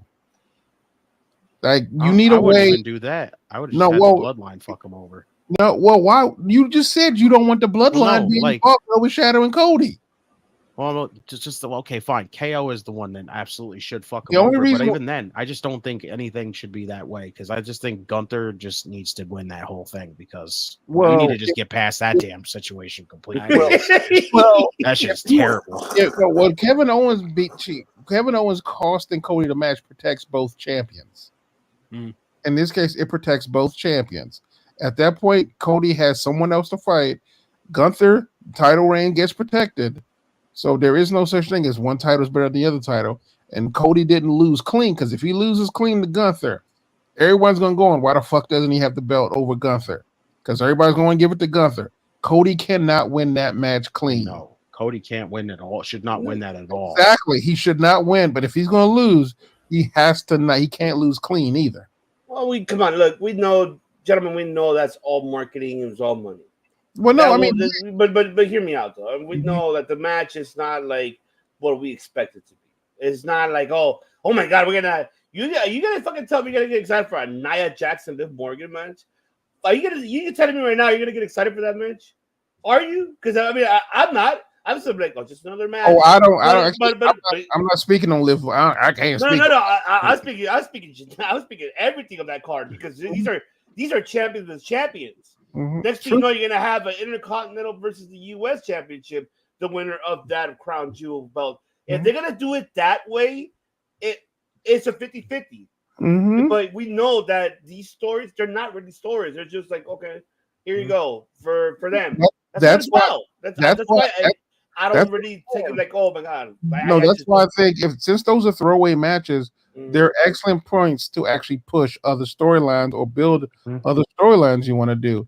If you want to kind of include Cody in another storyline with KO, which let's face it, they had it fight off air, which was really good. Having him having KO do it during a main event like like Saudi Arabia, which is a money event. I mean, I personally don't care about that fucking event, but it is what it is. But again, I like the fact that both champions get protected. Going back to Nia and Liv, I don't know what the fuck that's going on right there. Because but again, the champions versus champion thing, day one, I thought that was a stupid idea. I mean, of course, we're gonna give it. Like let's just see where it goes. And Phil's right in that whole situation because again, how do you keep one champion strong and then one not? And this is just making up because Survivor Series, that was the concept. It was champions versus champions, and then they took that away for War Games. So it's like this is them trying to make up for that. But I always thought that the whole concept sucked anyway. I like the original Survivor Series concept with just the team battles and that's it. And I do miss that. I wish they could go back to those old type of school. And truth be told, like I said, going back to and honestly, truth be told, going back to the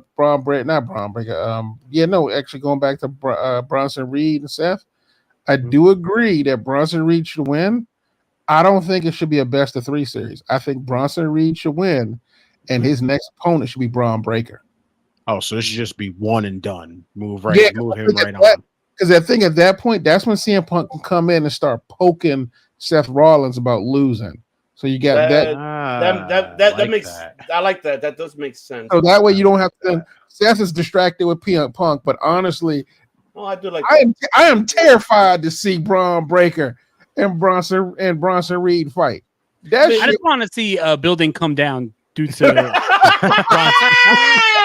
I want to see rubble. I want to see the big smoke cloud. You know what I mean? Because of Bronson Reed doing a tsunami. Legitimately, I'm not even gonna argue with you. That's exactly what I kind of want to see as well. I mean, for me, I'm with you, Phil. Like, you made a good fucking valid point there because I didn't think about that. Like, really, like, I was like, I told you, and I told you guys. I felt like it should be best out of 3 because I don't know how you guys feel for Bronson. I cherish Bronson Reed for mainly one reason. This man beat Kazuchika Okada clean in the G1 climax. I don't give a fuck. I'm gonna keep saying it. That's what we were doing, the covering every night doing the G1. That is right. And this man deserves to get a push. Like, not a one and done. Like, fuck that. He needs to beat Seth Rollins on fucking Crown Jewel. And for him to get built up. Like, I love what you're saying though with the Intercontinental. Yeah. I mean, you tell me that you see it. I'll tell you what, I think that Bronson Reed needs to be built all the way up to Mania because I would not be mad at Bronson Reed versus Gunther for the world title. I mean, exactly. Like, build him up. I wouldn't mind build that. him up. Yes. Because truth be told, after you beat Seth, you are, as far as I'm concerned, you beat Seth, you're already main event status at that point. Oh hell yeah! So you don't need a one time is all you really need to beat Seth. You can have a run with Seth. And let's face it, it would be fun to see, but truth be told, a one and done with Seth makes sense because then it's like 1 for 1. But honestly, because I want him to get a belt. No, I hear you. That's why that's a valid point what you said earlier. I'm like, because even if he doesn't beat Bronson Reed the first time, and I don't want to like a going back and forth hot potato championship thing, but I would not mind a best of 3 series that ends in say. Whatever the next pay-per-view is, it could be like whatever, like I'm not War Games, but maybe like the next one after War Games or the one after that one. Because then at that point, it's literally like it's going to be a satisfying finish when those two fight. Literally, the next few shows are literally what? Crown Jewel, Survivor Series, Saturday night's main event. Yep. And then Rumble. Yeah. Wait, do they have anything? They don't have anything in December. They don't have anything in December. December is the Saturday night's main event thing. So that's supposed to be like their pay-per-view type of shit. You're going to treat it like a PLE. I heard. Yeah, that's a PLE. That's a PLE, but it's going to be on TV. Unfortunately, I got to go right now, guys. I'm so sorry, but I do want to just give two last points. Right, one. Bronson Reed is probably going to be in the last two in the Royal Rumble, right? He's going to be one of the last people eliminated. Let's go. Right? That's going to be awesome. And number two, I don't care about Chuck Taylor being attacked by John Moxley. That's all I'm going to say. End it that way. But anyway, I love you all. That is bro. Hey, we got the banger right here, baby. All right, brother. I love you. Hey, thank you so much, guys. I appreciate you guys. Before you go, we were going to ask you, on live, are you going to be able to join us for Saturday? Do you believe? Are you going to join for that watch on or for Sunday? Do you believe, baby? Oh, I believe in Joe Hendry. I don't know. After I believe Pro, I kind of don't believe in TNA anymore. But no, but I will definitely try my best to be there. That would be awesome. Okay. Yes. That is that. By the way, that was an excellent segue into Dynamite right there.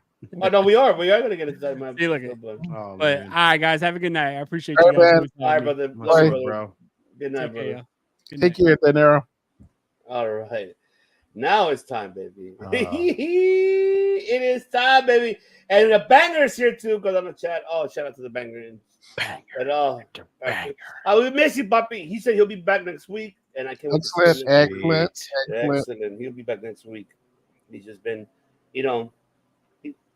I know he doesn't mean this, but this is how he plays.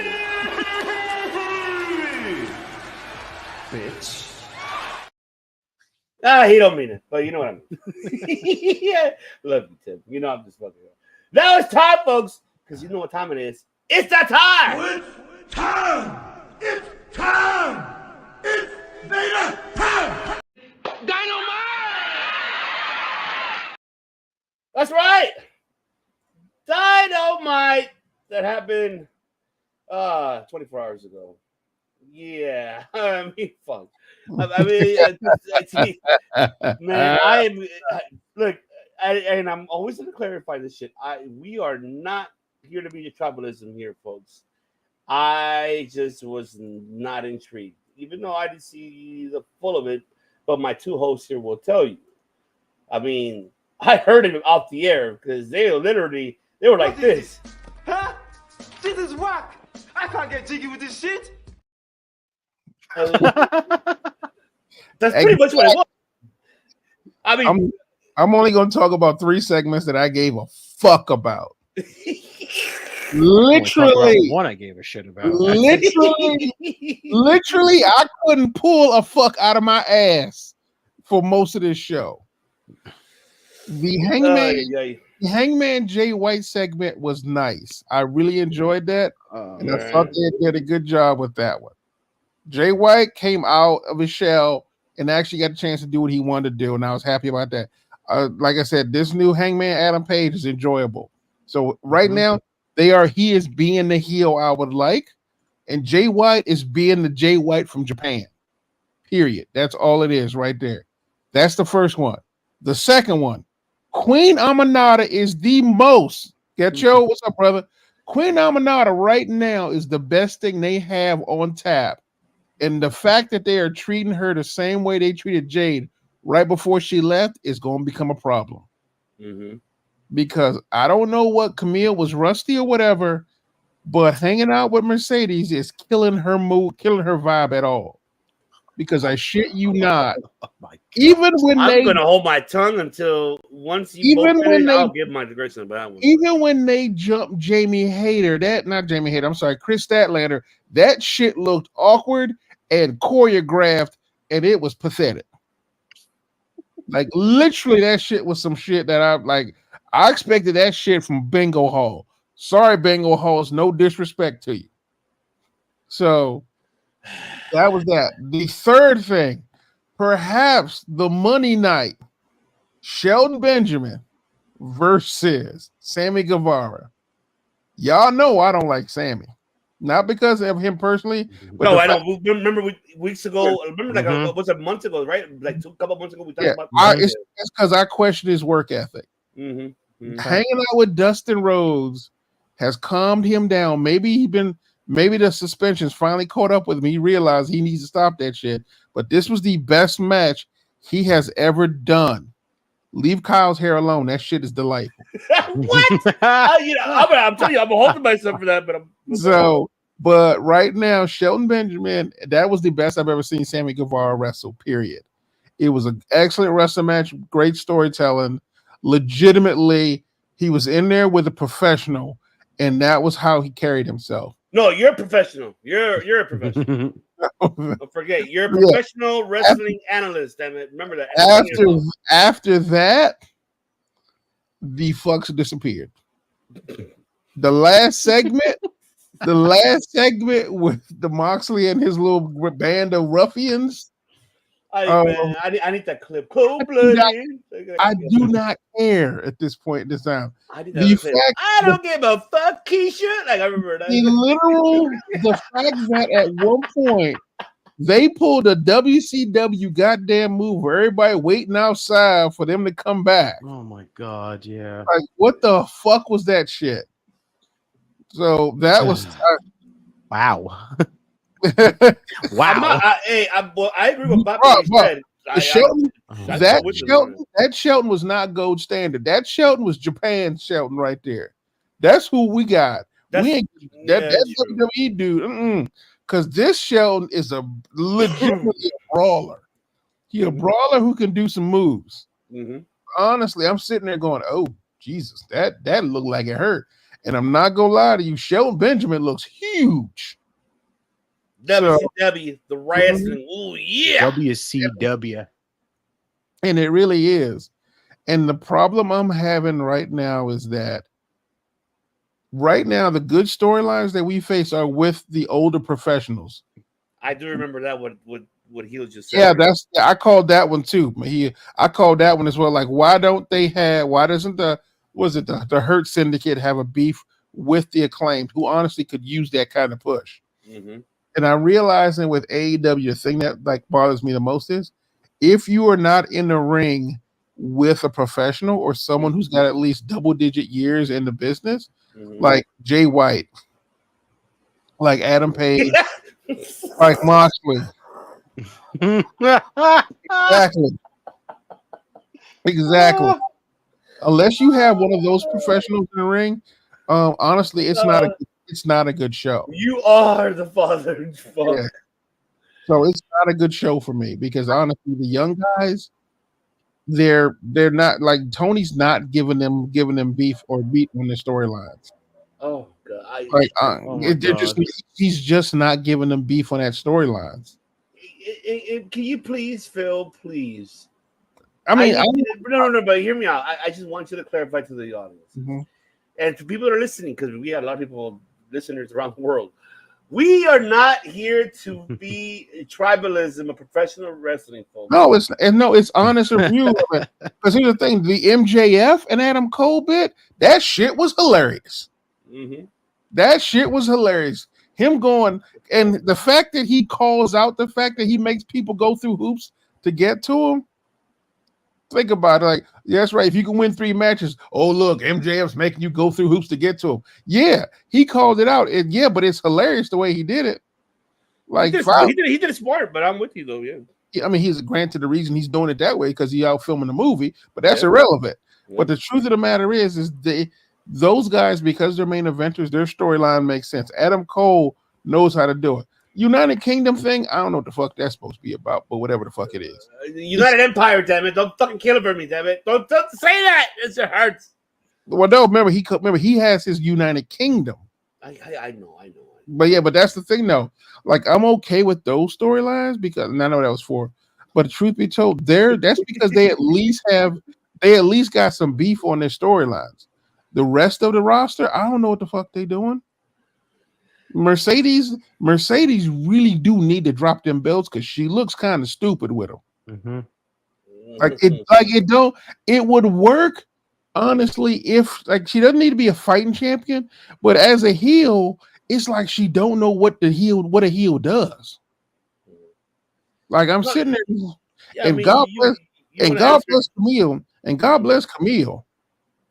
I don't know what she thinks she's doing, but that Queen Aminata match exposed a lot of flaws in her style. Wait until my turn. I'll tell you what I feel. But you want to answer Just's question here? Like, Justin, you are absolutely correct. It does always deliver.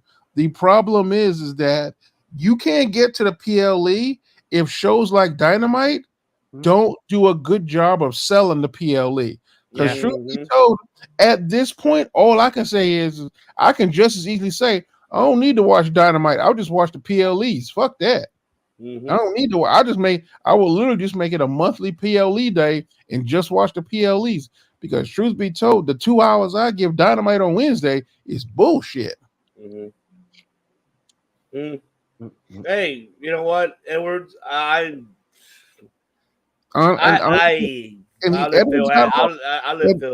Edwards not wrong because truth be told, and this is something that Jade Cargill talks about. Jade Cargill talks about the fact that when she was in AEW, she basically just threw her into the deep end in wrestling. And she had to find her way out. She didn't have people to talk to. She didn't have a trainer, or she didn't at least have an old person or a legend she could talk to who would, or at the very least, who would pull her aside and go, this is what you can do. Like, honestly, if it wasn't for Daniel Bryan, she wouldn't be as good as she was before she left. And I shit you not. She went to WWE, and the reason she took so long to come back was like they're going, these are some things we want to clean up for you in the Performance Center. And that's what they did in the PC. They sat her down and slowed her down. Yes, everyone who wants to make a bitch and say she has made mistakes, who the fuck doesn't make a mistake? We didn't talk about it yet, but if you watch NXT, goddamn Kairi Sane, a seasoned 20-year professional. Oh no, Io Sky. It was Io Sky. It was Io Sky made a slight mistake, but because she was good, she recovered so well. It was like it was barely noticeable, but you can see it if you knew what you were looking for. But at the same time, that was because she has had enough training to know how to recover. Well, obviously, she's also a great wrestler too, so it's not really big deal. But you know what was great? The future, Tom. What's going on? What's up, brother? But like I said, the problem is that in AEW, they don't have that, and that's not to say that they have to have that, but they need to have something that people can actually lean on. And like for someone like Queen Aminata, who honestly is, in my opinion, one step away from honestly being on that Mariah May match, because I'm gonna tell you right now, her against Mariah May was fucking incredible. That was a great match, and honestly, I want to see that one again. And so, but like I said,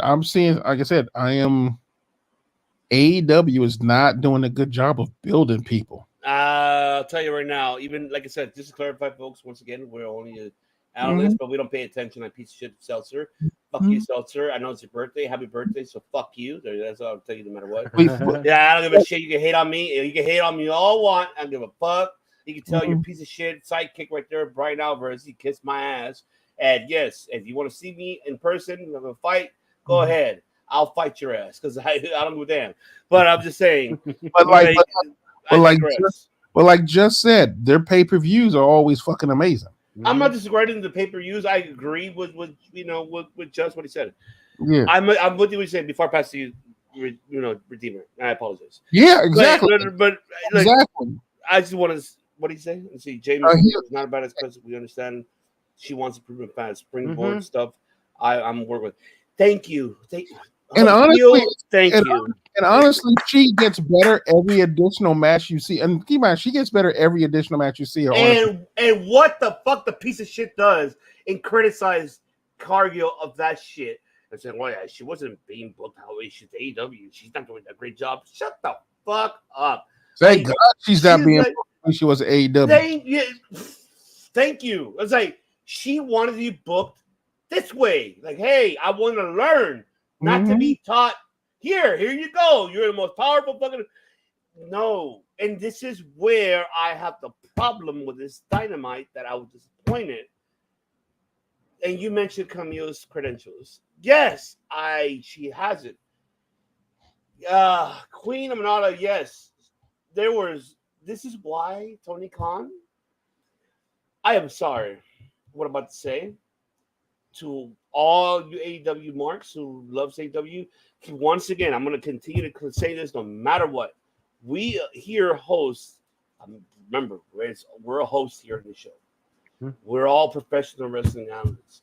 We don't bring, we dislike and discriminate tribalism. We criticize every promotion.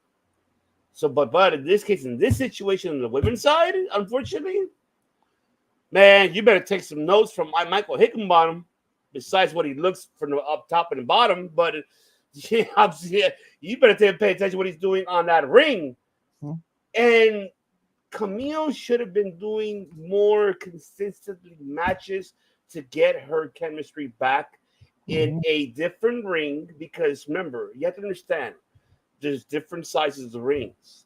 There is a 18 by 16 and there's a 20 by 20. There is a 14 by 16, and that's what I'm telling you. So I'm not saying Camille doesn't know her knowledge or psychology. I'm not discrediting her that. It's just you're not using her consistently for us to get the audiences. Oh, I just see who she is. We don't see no credentials who she is. Hey, this is what she is. Hey, we don't see none of that. This woman was carried with this match with Queen Aminata, who did her best to give her whatever she would like to be pleased. There was a lot of botches here that I feel bad because it's like these are two talented women that you guys know the credentials of hers, of both of these women. But fuck, like, start using her more often. This is where the problem is, which I say marketing. Your women. That is not marketing. That is just pure. No, I know that, but I'm speaking like marketing with women. Start using them more consistently. Yeah. You can't use them on Wednesday. Use them on Saturdays. Book them here. This is where the leniency needs to stop. It can't be like, oh, hey, oh yeah, can you fight here? Can you fight here next week? Oh, okay, I got you. Okay, dude, no, but I need you here. I need you here. Keep in mind. Stop with the bullshit. I'm sorry to interrupt you. But stop with the bullshit, Tony Khan. That needs to stop being the lenient type of guy and all that shit. That gotta go. You gotta. That's fucking bullshit. Bullshit, because I've been saying it for fucking forever, and you're bullshit. Look what you're doing with your women, damn it. I will be honest though. What I will say is that even though that beginning of that match was pretty fucking terrible in my opinion.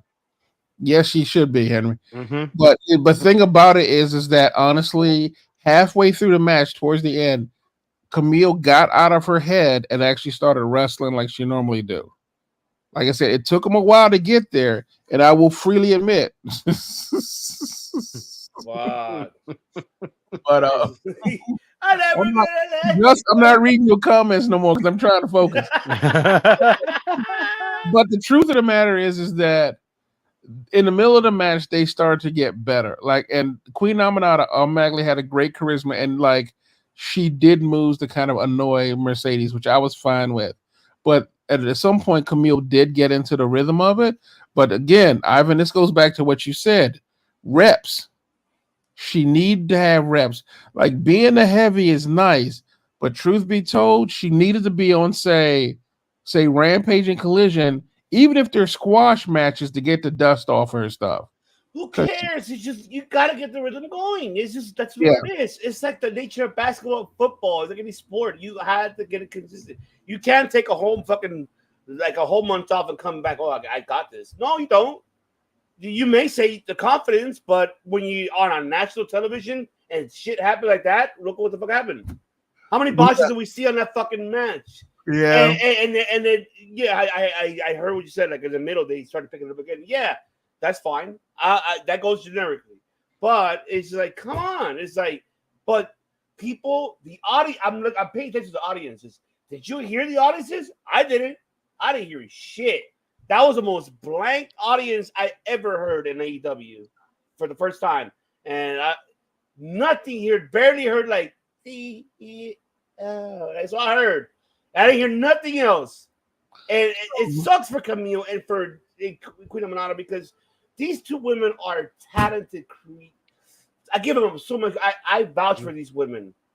This is what I don't blame really them fully. I blame more the booking. It's a problem that I am always gonna have with this weekly show.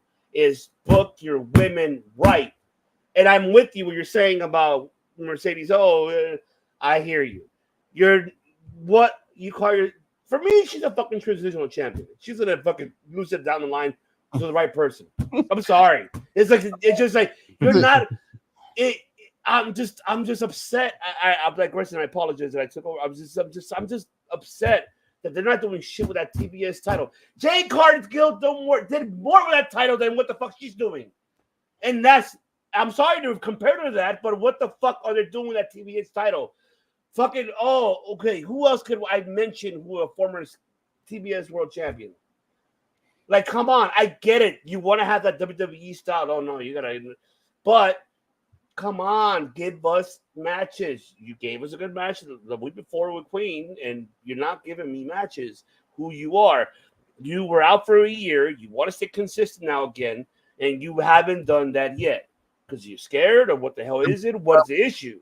It's like the same with all women around. That's why I said that Tony Khan needs to stop being lenient with, can you do it next week? No, fuck that. I need you here for this story, and that's it. Bottom line. Period. It's a job. It's a job. Do it and deal with it. That's what you're paid for. I'm not going to make you get paid to sit your ass down and do nothing. Give me stories. Tony Khan, give us fucking stories.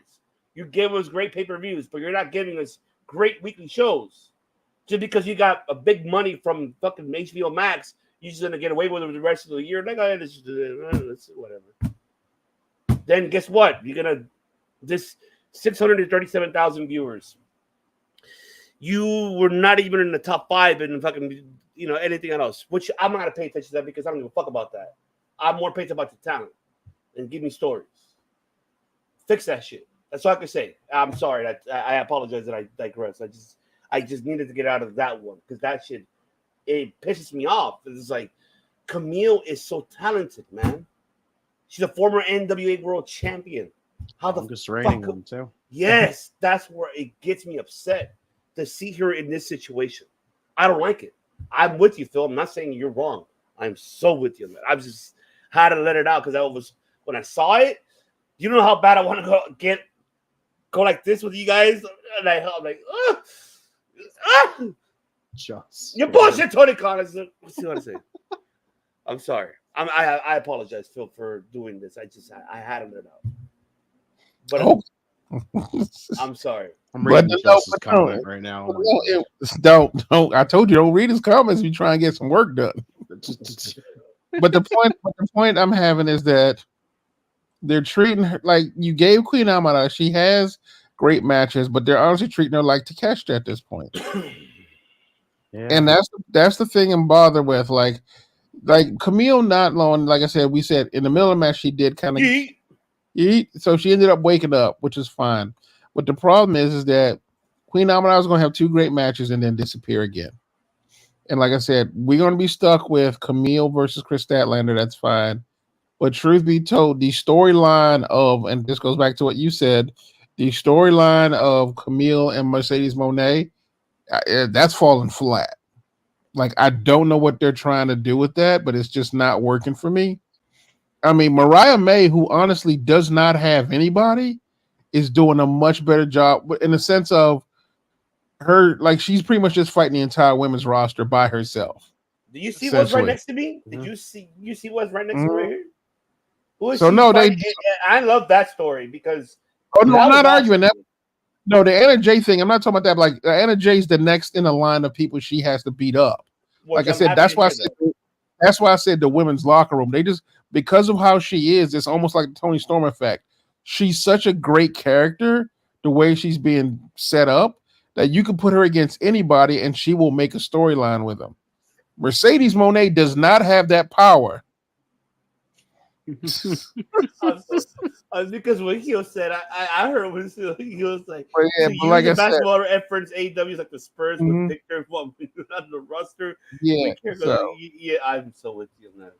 But yeah, so like I said, that's the difference between those two champions. Like that right there is why your women's champion ain't that great.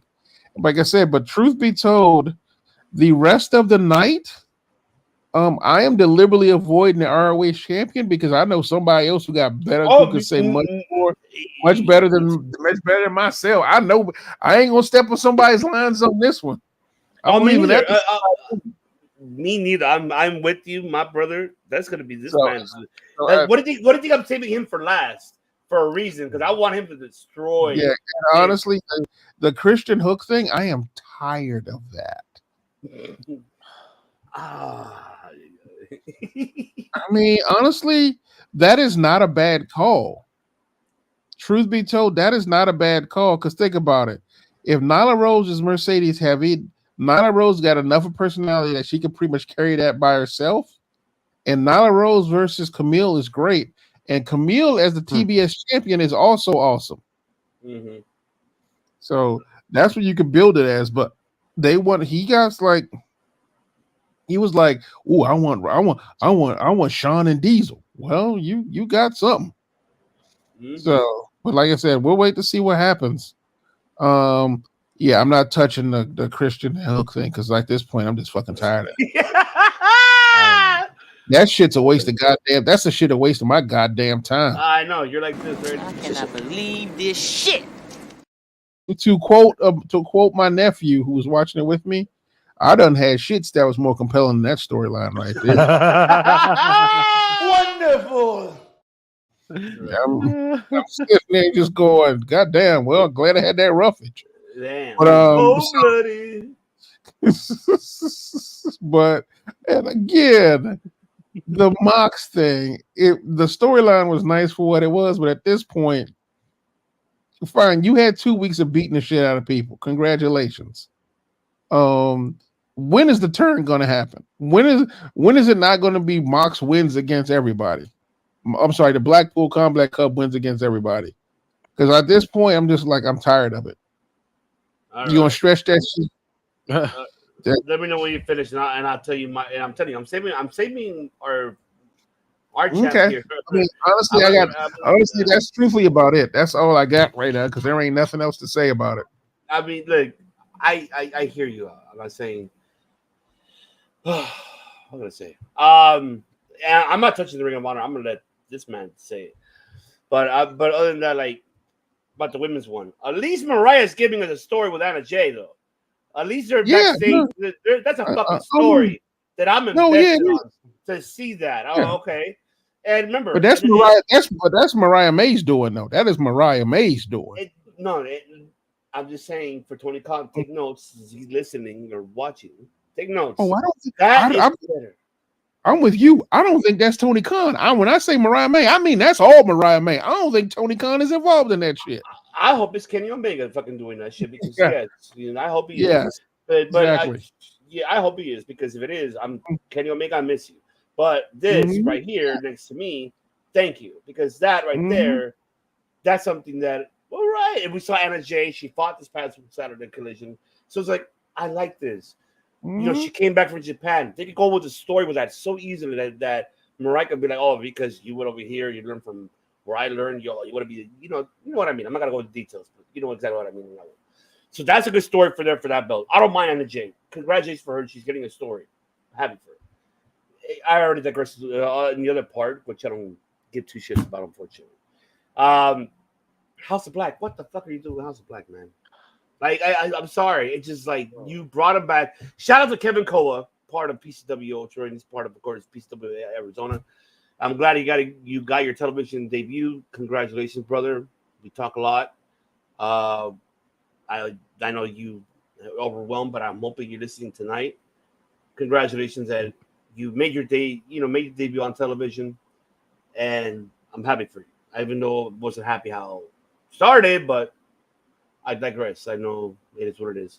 It's sad that people, the commentators didn't know who the fuck you were, and everybody was like, oh, yeah, stupid commentator. ridiculous. But I digress. No. But I don't know what they're doing with the House of Black. What are you gonna do there? Okay, you brought him back. Okay, you got now the Adam Cole and Buddy Murphy, which I'm looking forward to see. I'm excited because the best out of three, bringing out the pillars. That's fine. Shelton Benjamin and Sammy. I mean, of what you guys are telling me out there and during the year right now, I haven't heard champs yet. But it was a great match. I'm hoping it did deliver, which I'm happy it did. I am pissed of one thing, and I'm gonna say it right now. And this is how you know they don't give a shit about the tag team division.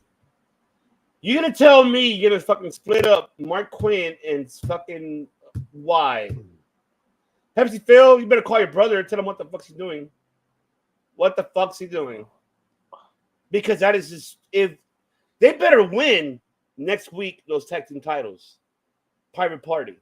If they lose and this split happens, it is the most stupidest decision they will ever do. And I'm sorry, and I'm gonna say this right now, that if that's split, then Mark Quinn is bye-bye. He's buried. I don't know what y'all expected.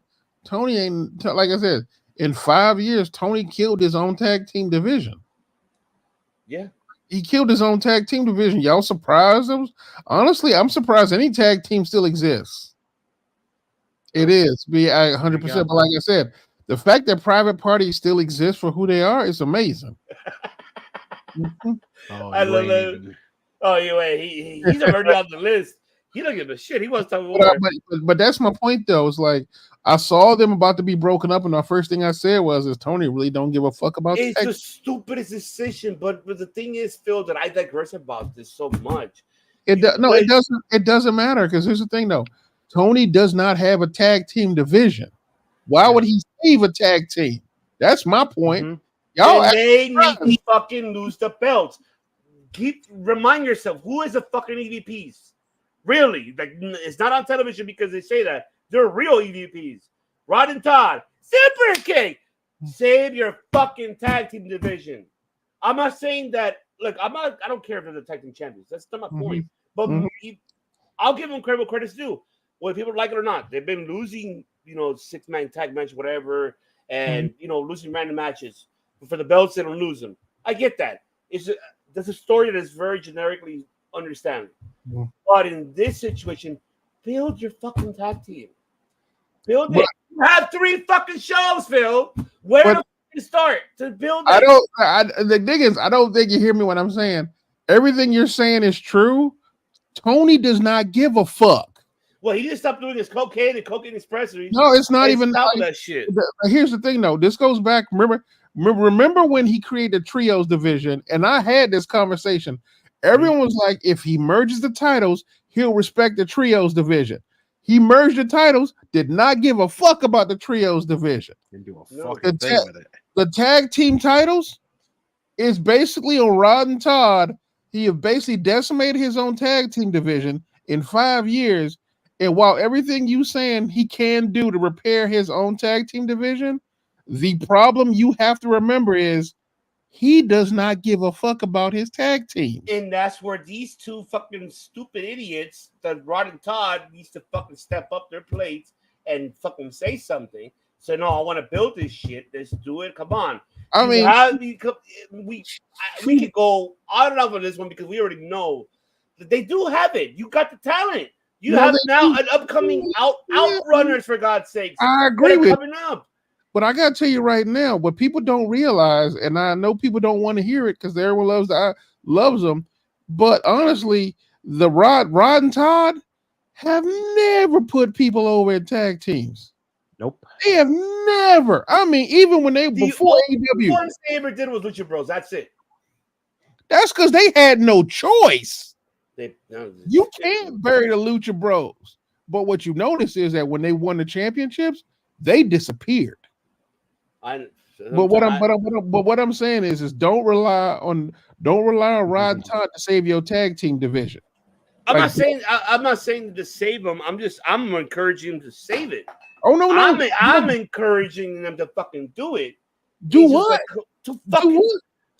They better lose this belt next Friday. Once again, They better lose this belt. You missed my point. They don't give a fuck. Well, by next Wednesday, we'll know. If they fucking separate Mark Quinn and fucking Isaiah, it's the most stupid decision. It is hard to believe they give a fuck when they literally let their entire tag team division disappear.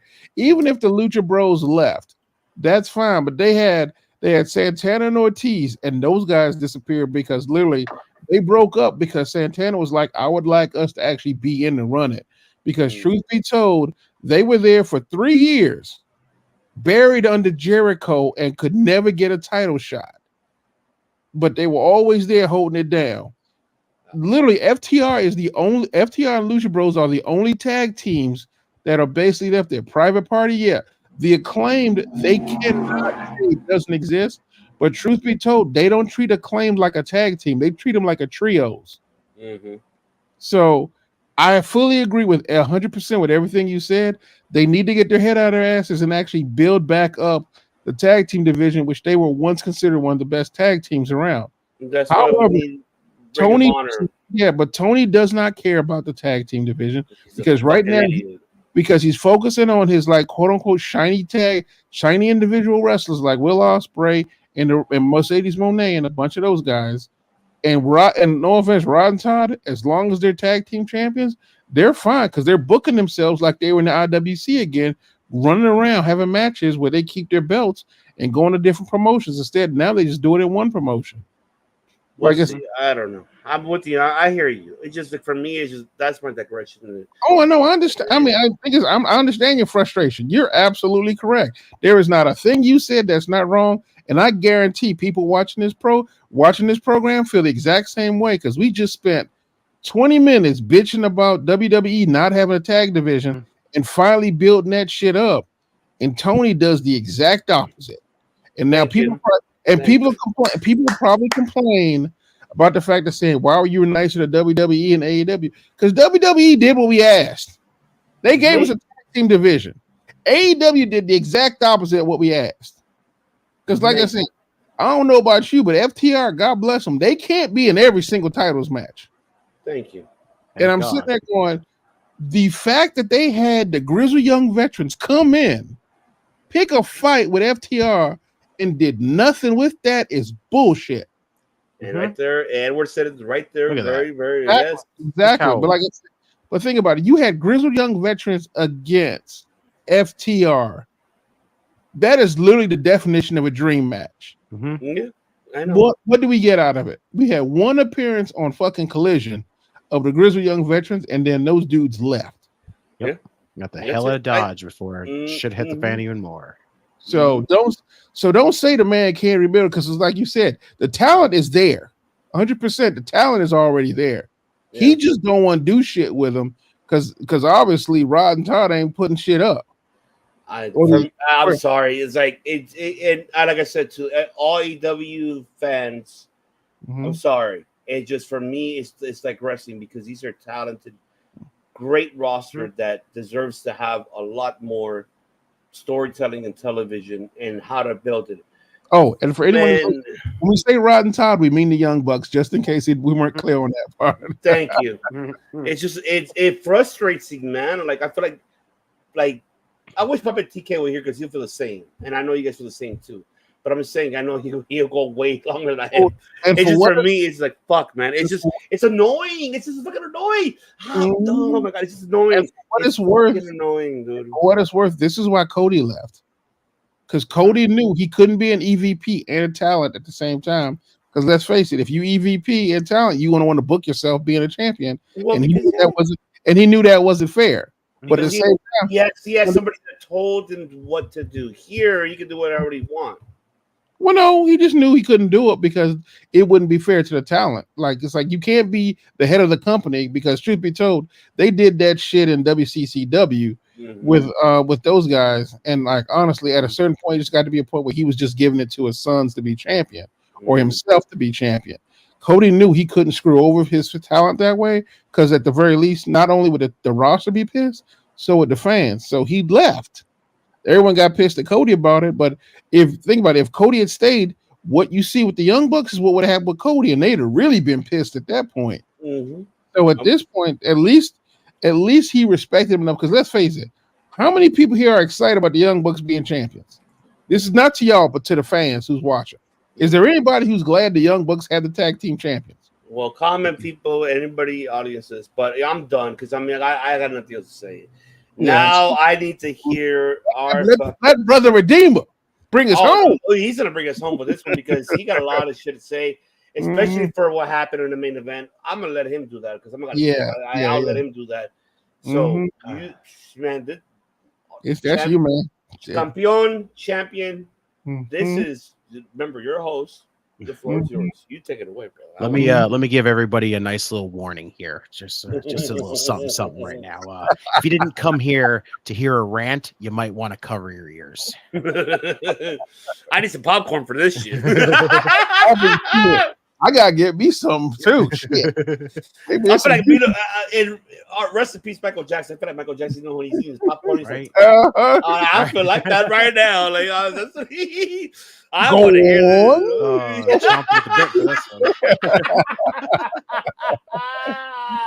that. But seriously though, you right here, you probably know exactly what we all want to say. Oh yeah, but before he does, I'm gonna play it for him one more. What is this? Huh? This is whack. I can't get jiggy with this shit. Gotta love that clip right now. Well, there's one more because I know, like I said, we sent this to the audiences, but I'm gonna play this one. I know they're for the love of God, let that man cook. I know I will. Fucking Mark. All right, now the floor is yours. Let's start off a little light here. The Jay White and Hangman stuff. Listen, match wise, I'm excited for it. This promo to me really didn't impress me that much. This was very like paint by numbers to me. It felt very just light. And I was like, wow, that's for a Jay White promo and a Hangman promo. I wasn't blown away from what I thought those two can give us. Sammy and Shelton, fantastic. Like Sammy sold his ass off for Shelton. Shelton is a freaking beast right now. But I'm with you, Phil. I like how Sammy does feel like he's kind of mellowed out being with Dustin. It has kind of changed Sammy, it looks like, for the good. So, but basically this whole thing was just to make Shelton Benjamin look even like another week of just making him look good. So I have no issue with this. Can I get one question? What? Can you imagine Takeshita versus Shelton? Oh my God, I want it. It's so good. So good. Especially after Shelton spent his time in Japan. Yeah. And then now Takeshita. God, I want it. Please do. But go ahead. I'm sorry. The Mariah and Anna Jay stuff, I'm still a little half on, half off with it because I'm still a little like it's there. Anna Jay just kind of stepped up to her, and that was really about it. I'm not gonna like really murder that entire segment right there because that's just it's fine for what it is. Save that ammo for later, right? The the Fletcher stuff. I thought for Kyle Fletcher dropping a promo, it was okay. I just didn't.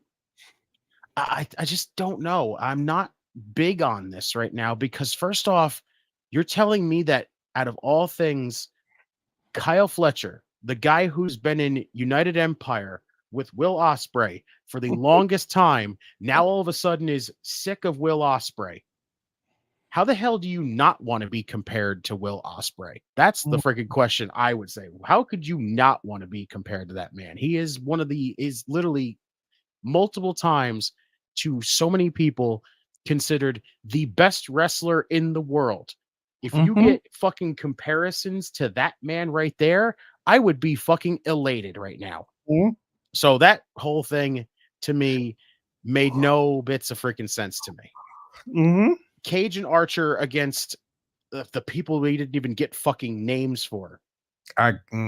What a waste of our freaking time right there for that. Like, first off, the Cage and Archer being a tag team thing makes no goddamn sense as to why. We still don't even know why Cage is just randomly in the Callis family all of a sudden. Thank you. But and they still haven't explained why. I digress on that one. I'm going to save the one for last because that's going to be the good one. we'll kind of build the tension here for this. Okay. One. Oh, I got some popcorn. I'm listening to you. I heard you. Adam Cole and MJF. First off, why in the ever-loving fuck is Adam Cole fucking around with freaking Undisputed Kingdom again? Why? This made no goddamn sense, first off, right there. It still makes no damn sense as to why we're supposed to root for Adam Cole in this situation. If this does not literally lead to Undisputed Kingdom turning on Adam Cole next week after the Buddy Matthews match, then what the fuck are we doing? I'm still wondering what the fuck we're doing with this entire situation, because again, you gave us no reason as to why we should root for Adam Cole, why we should believe that he is the face in this situation. Mm-hmm. If he's still sticking with freaking Undisputed Kingdom the entire freaking time, that's not a baby face move. A 4-on-1 is not a baby face.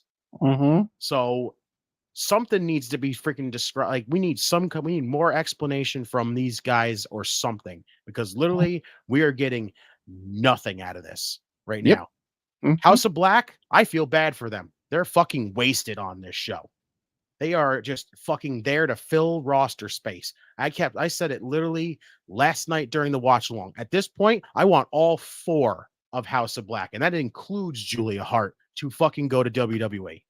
I'm tired of freaking not seeing House of Black. I'm a big House of Black freaking guy. Mm-hmm. And I want to see the 4 of them on fucking TV. And I know Julia's still out hurt, but why in the hell are we not using House of Black for anything? It is a waste.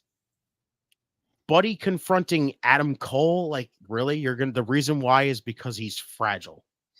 Like Ed, give him a minute, Ed. Oh, don't worry, Ed. We're getting there. Like I said, I'm saving that one for last, because I'm gonna get a good one there. Camille and Queen Aminata. I feel like you guys really got that one good with that one, because it's just this was another situation of Queen Aminata had to carry that situation, and literally just fresh off of basically embarrassing Mercedes Moné. You put her in there, and then Camille has the same exact situation. And I don't know what the hell happened there. We love Camille. I like Queen Aminata. I really, really do. And it's just like, man, I felt bad for her for having to try to put this together, and it just wasn't working. I felt bad for Camille because she was off. The Mercedes stuff is garbage. It's dead in the water. Like, she's a dud in this fucking company. I will say it right now. And I don't know how. An expensive dud. Yes, an expensive dud is correct. I agree with that one.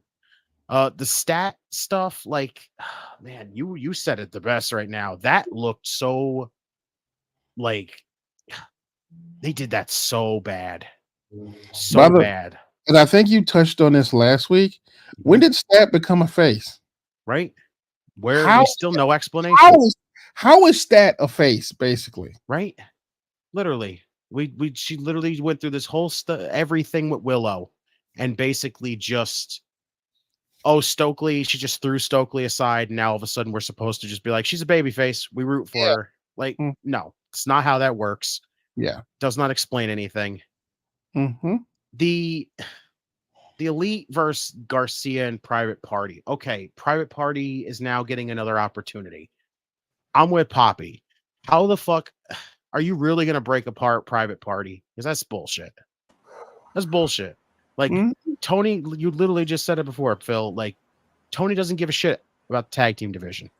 This is basically it. This is showing you right now. If he legit goes through with it and splits Private Party up, you might as well just fucking scrap the tag team titles at that point, because like there's no division. There's nothing. You're not putting any effort in there to make it better. You're not doing anything. You're just giving the Bucks that, who literally, like, when you literally said to have the Bucks put over anybody, I literally only thought of one tag team, and that was Hangman and fucking Kenny Omega. They're two guys that were in the fucking Elite. So, like, come on. It's bullshit. The BCC stuff. I am so uninterested in any of that anymore, because right now it's basically rinse and repeat. It's the same thing over and over again. And still, How in the fuck are we supposed to believe that anybody is going to take out BCC when it's basically, as I'm now coining this entire group that freaking is trying to defend AEW against the BCC, it is the Rampage in the Dark Until We Collision of Honor group at this point, because it's basically it's basically just one group of people that you would basically see on Rampage or Collision or Ring of Honor or AEW Dark. And we're supposed to believe that these guys are going to stop BCC. Thank you. Then you proceed to make them look like a bunch of fucking chumps by having BCC get in the fucking arena anyway. Like, I swear, this like that story, like, fuck, I love you the way how you broke it down. There is no way. Go ahead. No. Before I say it. The thing is, the only person who I believe can probably fight against the BCC is Danny Garcia. Yeah, like he's the only even one. Orange Cassidy now. Yeah, Orange Cassidy maybe, but truth be told, there is no one else on that roster because, and this goes back to what Ivan said, poor booking that you believe in. And I know they're trying to sell me on Darby, but again, how am I supposed to respect a dude who loses a match, loses his number one contenders match to people he's supposed to be beating up? You can build them up. You're supposed to rebuild them.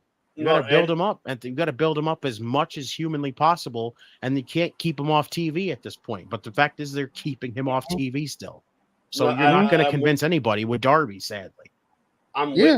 Yeah, that's where it hurts right there because it's stupid that you're right. It hurts in that situation. But the way, like, how I'm seeing that story is, it reminds me of like the season fucking 5 and 6 of Cobra Kai. That's what it reminds me of. Like, kind of like, oh, this is your karate dojo, and then now, best friends, better enemies now becomes best friends type of style. Yeah. And now but hear me out. You're right. Which is, I hear what you're saying though, Phil. Like Ted Garcia, they're adding Orange into the situation because they beat up Chuck Taylor, and we saw him. He became serious. Let's say he gets beats up, and now that's a problem. And now it's going to start developing. And right now they have, with all due respect, they all have the mid card people, the talent who are there to fight BCC, but they're getting squashed. And now who's the higher talents? Dude, 2/3 of those dudes ain't even mid cards. I know, right? But they're literally just used as enhancement talent at this point. Yeah. Like, honestly, John Silver, I could believe if they actually let that man do something. I know. Yeah. Like, literally, he hasn't done anything, and it's not his fault. It goes back to what you said. The booking has been terrible for that man. Like, I'm sitting there going, honestly, in 4 weeks, the most significant thing I heard about John Silver was what they said last night. Does John Silver have a pair of nunchucks? What is that about? I have no idea, but it's just like, for me, it feels that story is almost into that direction. Like, this is you're right. It feels that way, but then they're gonna gather everybody towards the end. They're gonna get him. That's why it could be the beginning for them at World's End. I know people keep saying that Shane may not come. I still feel like it's gonna be Shane. Something tells me he's gonna come at World's End and say, it was me all along. Here's the thing. Here's the problem with bringing in Shane. Who is going to fight Shane in this faction? Can you hear me out? Hear me out. You asked me a question, I'm going to answer it. Kenny Omega, because we've seen the Young Bucks for this week and the week before, they have not done shit of this situation. Yeah, that's EVPs. Guess who sold out? They did. So guess what Tony Khan's going to do? He's going to get his fucking troops, and Kenny's going to be the one leading the way. And Kenny's going to be the one with Darby, with Dan Garcia, with Orange Cassidy, and whoever else is going to be included in that situation to head over and face at World's End or Revolution. We are the Revolution. Like a war. It's like a war pretty much. It's like your fucking WCW, NWA, NWO, WCW. I will give you that. Kenny Omega would be a good get. That's if he's ready. That's if he's ready. Yeah, exactly. Not until he's ready. Get Danny Garcia right now is built up to be ready. His match with MJF made him ready.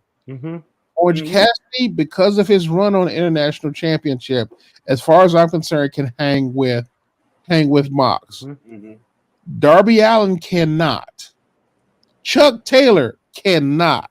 I still feel like Darby could, but it's just knowing how you inputted him. The problem is they gave him 2 major losses, one at the pay-per-view and one before the pay-per-view. Yeah, I get you, but we talked that about is not. Well, I'm just saying, how was that a build though? What are they building? No, you're right. No, you're right about that. You're saying you're not wrong. You're right because there's no build because he lost and where the fuck's he been? Oh, I've been skating with Tony Hawk. What? Yeah. What? Exactly. Like, I'm like, what are you gonna do? What are you gonna do? What are they gonna bring him in and all of a sudden he knows how to fight Moxley? What the hell? Was he in the mountains? What the mountains of Japan training in the snow? I don't know.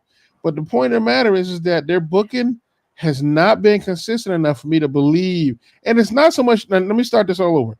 It's not that I don't believe Darby can have a great match with Mox. Storyline wise, it makes no sense for him to beat Mox where he is right now. Even with a build, the build will probably have to take a few. Honestly, it should take about a month to 2 months to build to get him ready for it. That's what I say by Revolution. I feel like he'd be ready for that. I mean, yeah, but the problem is that I'm thinking about that.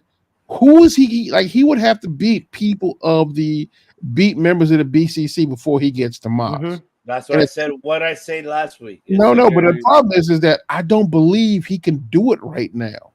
I'm not saying right now. I feel like maybe after WrestleMania. No, that's the thing. Year. Oh no, I understand what you're saying. No, you're right. But I think the question is that who does he fight to get that build? Is what I'm saying. Who does he have to fight? Like, he can be built, and you're absolutely right, by Revolution. The problem is, who do you have him fight? Because at this point, Marina Shafir can take him. So at this point, it would have to be BCC members, and people from Moxley's past. Yeah, I feel like exactly. And honestly, that makes absolute sense. And the thing is, well at this point, I don't think he could even beat Wheeler Yuta at this point. I think you're kind of right. I think you're mostly right there because of the fact of how the fuck do you book him to the point where he's like, I win a world title match. I'm going to use this thing soon. And then all of a sudden just fucking take it away from him and then expect people to be like, I believe in Darby now. Like, he can't even successfully defend his world championship opportunity before he just fucking drops it. Like, exactly. They are doing Darby dirty. They are doing Darby dirty. They are. No, you're right. You're right. I'm not saying you're wrong with that. It's just, I feel they're doing the story very wrong of how, like, if they wouldn't show Darby at all on television skating with Tony Hawk, it will make a difference. But in this case, they're reflecting on that. It kind of makes it more like it's a joke. Like, it's just like whatever. Yeah, literally just having him lose his world championship match and then go out there and just be like, I don't seem to care anymore. I'm just gonna, go skate with Tony. Like, that's exactly how you back that. That's no, I'm with you, puppy. That's where I'm upset about of how you're showing Darby in this one. Doing that. I'm not saying good for you, Darby, but do it on your own time. Social media, whatever, cool, but not on television. Oh, hey guys, help Darby out. Let's skate with Tony Khan while this situation is going on, and you literally just crying 2 weeks ago, Brian. No, hey, you were crying like, and this was that. That's it. Like, hold the fuck up. Like, this doesn't make any sense. That's where I'm with you. That's where I'm at. Like, what the fuck? I give us the fucking sharper and the pencil, Tony Khan, to help you. Yes, we'll write this shit in permanent marker. Right? Yes, we will. Shout out to Lennox. Lennox, my man. What's good, Lennox? Let's see. Edward said, unless Darby comes in and does it a front side rail grind on. Oh, yep. Probably he does, Edward. I used to skate a long time ago. Edward, you and I were pretty much the same fucking age, so we're good. Let's finish. Let me finish this up here. Go for it, brother. Okay. I'm with Phil. Christian and Hook, I don't give a fuck. I genuinely don't care. Like, what is this going to do for Hook? Like nothing. I don't see this doing shit for Hook. Like, you're not going to have Christian lose. Christian's not going to fucking lose. We know how Christian is. The man doesn't lose when it comes to be like something where it's like Hook to him is nothing at this point. Yeah. So basically, this is an easy, just skate on by little freaking, oh, I beat up your dad freaking thing. The Kip Sabian shit. Tony, fuck off with this bullshit. Like, tell me how any of that makes any goddamn sense by having this man say, literally threaten Kip Sabian by saying, I'll put you in the ground with your father. And now Kip's just hanging out with Christian. Like, come on. We're not fucking stupid. We don't need you to just be like, oh, you just completely forgot about that little interaction, right, guys? We could just, we just put Kip with these guys, right? And we're fine. Nobody's going to be all pissed off about that. Bullshit, Tony. You're bullshit. That's right. And I know this is the one everybody was been waiting for me to just absolutely rip apart. Yes. Let's fucking do it. Chris Jericho winning the Ring of Honor title again. Fuck are we doing, Tony? Huh?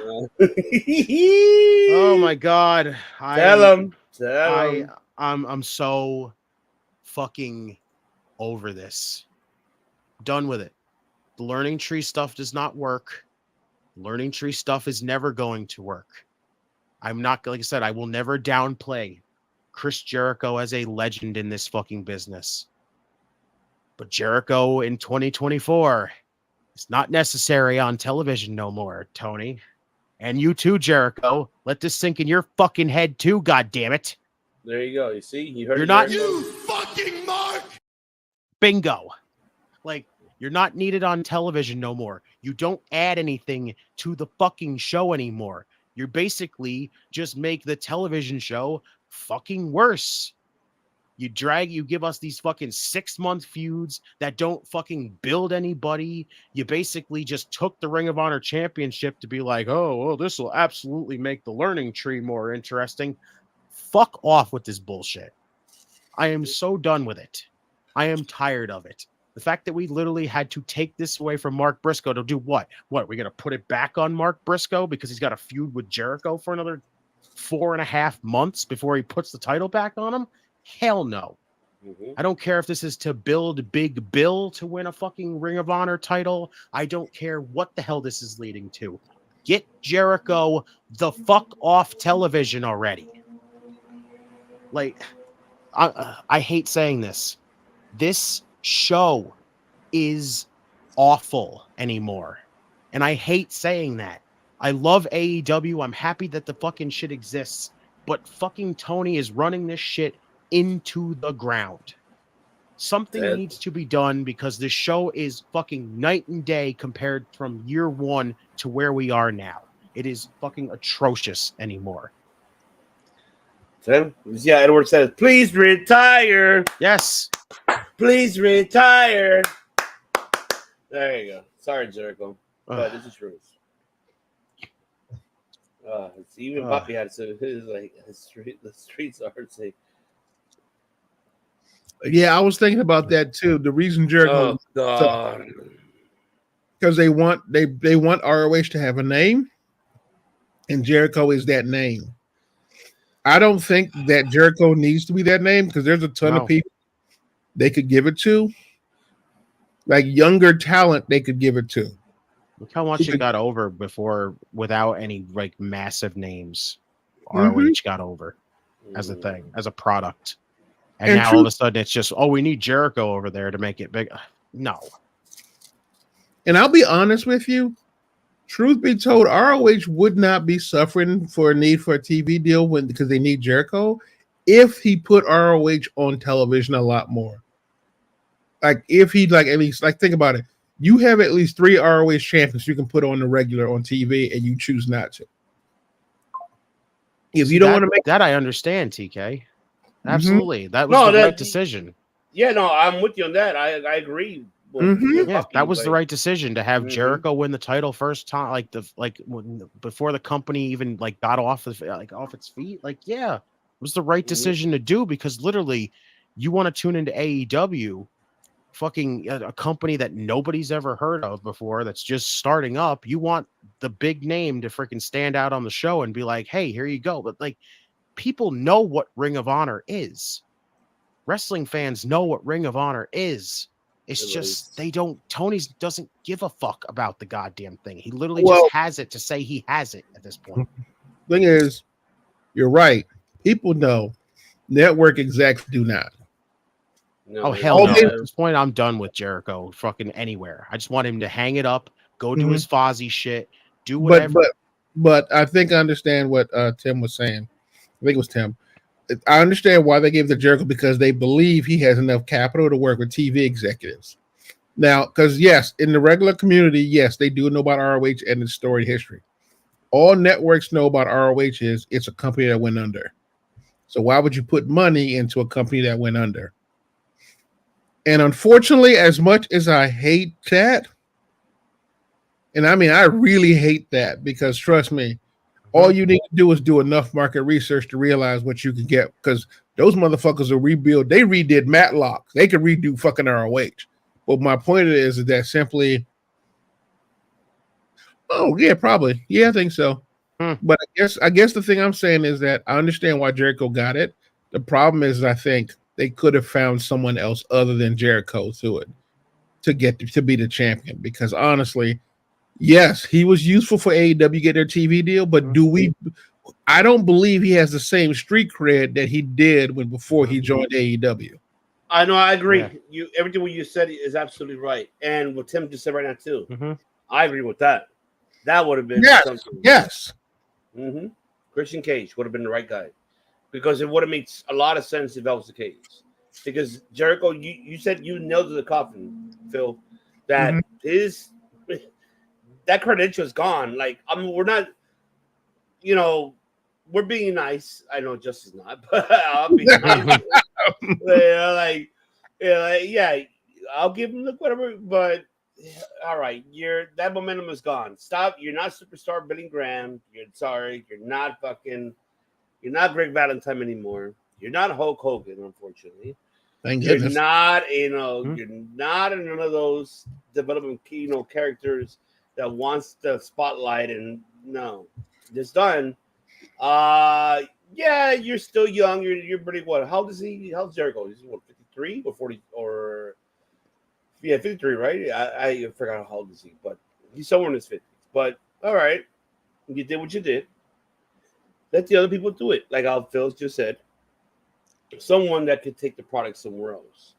The thing is that if they got that television deal, why not leave it on Mark Briscoe? He was one of the originators of Ring of Honor, and have a presentation of the video. You have the library. You have the library how to do it with it, how to present the history and everything else of Ring of Honor. Why not continue with Mark Briscoe? Okay, I get it. He'll probably get it back. Maybe you have Final Battle before that. I don't know. If he does, good. But don't make it like this a fucking hot potato type of title, because this is a title that we cherish a lot because it's the Ring of Honor World Championship. If it wasn't for Ring of Honor, we wouldn't get the AJ Styles, the Low Keys, the Jerry, more of the Jerry now. Back in the days, we wouldn't got who else could I name? There's so many that we can name. Sami Zayn, Kevin Owens. We wouldn't gotten those characters. Nigel McGuinness. We wouldn't gotten I wish Tony Khan could find a way how to cherish this history of Ring of Honor to help it. But it's just it feels like to me is another thing for him. He got it. That's it. He did it out of his ego to buy it out, make sure WWE doesn't get the library. So there you go. You got it, but what are you doing with it? I'm sorry. I love Mark Briscoe. He is a talented man, but he's not. You're not. We need more of it, and they deserve to have that television deal. But Jericho again, like, come on, like, sorry, Jericho, you done your time. You thank you for what you did for AEW for them to start. Let Ring of Honor have his own entity and generation for it to lead us the way for the next 10 years for that product. Not you. You're not the 10 years. You're not the 5 years, not even the 2 years. You're the 1 year. Sorry. But come on. It's ridiculous. It's stupid. I'm with Tim. I'd rather pick Christian Cage. That was me, but I digress. But go ahead, Bobby. I apologize. It's almost just like it's just sad to watch, like how they, like you said, it feels like Jericho doesn't have that same credit anymore, like that kind of credit anymore to just be like, hey, I can absolutely make everything better. Like it doesn't work that way anymore. Again, like I said, it doesn't make anything better. It doesn't freaking. The state of this show is so bad anymore that it's like everybody. I've seen more people say that Jericho doesn't make it better, and it's like Jericho just doesn't fucking realize that. He just thinks, "Oh, me being on television, big name, I can just make everything." Like, no, it doesn't work that way. Yeah, it doesn't. It kills the momentum for the product. It just, I don't know. It doesn't work out for me anymore. Like it's, you know, like how he was saying, like, I'm sorry, they had 5 years to build a star. I know. Hey, I'm with you. You're not wrong about that, Hugh. And they, even though it was late, but this was the time for Mark Briscoe to do it, and I feel he has been doing it. Like, I have not been disappointed since he became world champion of the Ring of Honor's pay-per-views. They were all fine. And introducing new titles, you know, having, I don't know who's Red Velvet, the television champion for it. I'm happy for her. You know, and seeing the other talents to get that type of momentum, I'm happy for that. Even though it took that it was Mark Briscoe to do it, but it just, to have Jericho again, it's going to kill him. For me, you guys feel the same. It's going to kill the momentum for Ring of Honor. I'm sorry, Jericho, but it is. It's like, what are you going to bring out of it? Hey, guys! Like, I get it. Heels put asses in seats, but your heel momentum is kind of gone already, buddy. That's just done. And it doesn't even feel like it's heel heat anymore. This literally is go away heat. Like, Jericho literally, I swear, he knows everybody's just tired of him, and he's just like openly mocking it at this point. Oh, for the Voice of Reason podcast, I'm not going to say it's better than the products, but I will say in regards to pay-per-views they provided, it has been, I think AEW has not had a pay-per-view that can match it. WWE has not. I think the close they have is maybe Mania, but it's not as close. But I'm sorry, but he's right. Wow. Rutherford is fucking right. No, actually, no. Here's the problem. Where am I going? Hold on.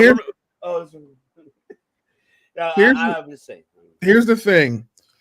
It's not that Jericho does not have a wrestling mind. 100%. If Jericho stopped wrestling and worked in the back, I guarantee you he could do for Britt Baker. He could do for the talent what he did for Britt Baker. He could. I'm not saying he can. No, I'm not saying no. That's not my point though. Okay, the point of the matter is that frankly, every so often, it's no longer because of Jericho. It used to be special when he wrestled. It used to be special. Like even after all the things like the Painmaker and all this other stuff, the first 2 years when he was wrestling, it was special because it was not thrown out willy-nilly. The matches were very controlled. At this point in time, he is overexposed. And truth be told, he's not appealing for the demographic that AEW is shooting for. Because as much as I hate to say it, it's not a young man's game, but Jericho's in a category right now where he's a legend. And the double-edged sword of legend is the fact that everyone knows that a legend 9 times out of 10 is going to win. So no one wants to watch that. It's not a matter of them not having anyone. The problem is that Jericho's job was to get AEW on the map, which he has done. The point is that is he still doing that? Do they still need him for that? Does he have the street cred for that? The truth is, hey Nick, but the truth shout out Nick from the Ring Fanatics podcast. Here's what you know. Hi guys. But the truth is, does he bring? I know you hate it. I know. This is on the voice of reason. Can he bring that same kind of energy to the ROH championship? Right now, the ROH faithful and some of the wrestling community are just like, I don't like Jericho to begin with, so it's no longer special to see Jericho on the screen wrestling anybody. Like, it's no longer like that rarefied air to hang out with Jericho. All right, so I hear what you're saying. So think about it this way too. We literally just did this too. We've already done this before with Jericho with the ROH title, and what did it do? Nothing. Literally nothing. He put it on Claudio, which is cool, but other than that, did nothing. No, yeah, you're right, and this is where I was gonna get to that. You nailed it, puppy. My thing was to add on that is, if Tony Khan decides to make something with this, and not did it how you mentioned with Mark and Claudio, this is how you know it's bullshit. Like, how the fuck you had two incredible athletes that you could have made Ring of Honor with these two guys as the world champion and make it something, and you're gonna invest more on this man that all he does is hi guys, like, and you're gonna give him that and not the other two that you had. That's where I'm gonna get pissed off, and that's where it's like it's stupid. Like, it doesn't make any sense. Like, you had a original guy from Ring of Honor who you gave the belt to. Prior to that, you had a guy that really had a momentum going when he made his debut in AEW and then went to Ring of Honor to win that belt. You could have done something with him, but you didn't do shit with it. And you're going to give it to this guy and make it something with him? That's a problem. Then that means there's a problem. I hear Tim's comments earlier about the network choosing it. I disagree because I feel the network would have gone with it if he would have built it before he signed a television deal for this network. But he had the opportunity for the last 3 years, and he did not do shit. And now you're gonna give it to this guy, and the network wants him because he's Chris Jericho. Basically, if ROH was at the level it was before, freaking even before Tony bought it, I don't think we would have had this situation where we need Jericho or need a big name to get anybody interested in ROH. I mean, honestly, truth be told, that is true. And like, going back to the idea of it being special, if you want to know how you can probably treat Jericho, and it doesn't need to be a retirement era, but like, face it, remember how they treated Sting? Sting wasn't wrestling every weekend, every week. Nope. Honestly, he wrestled a pay-per-view and one Dynamite each month.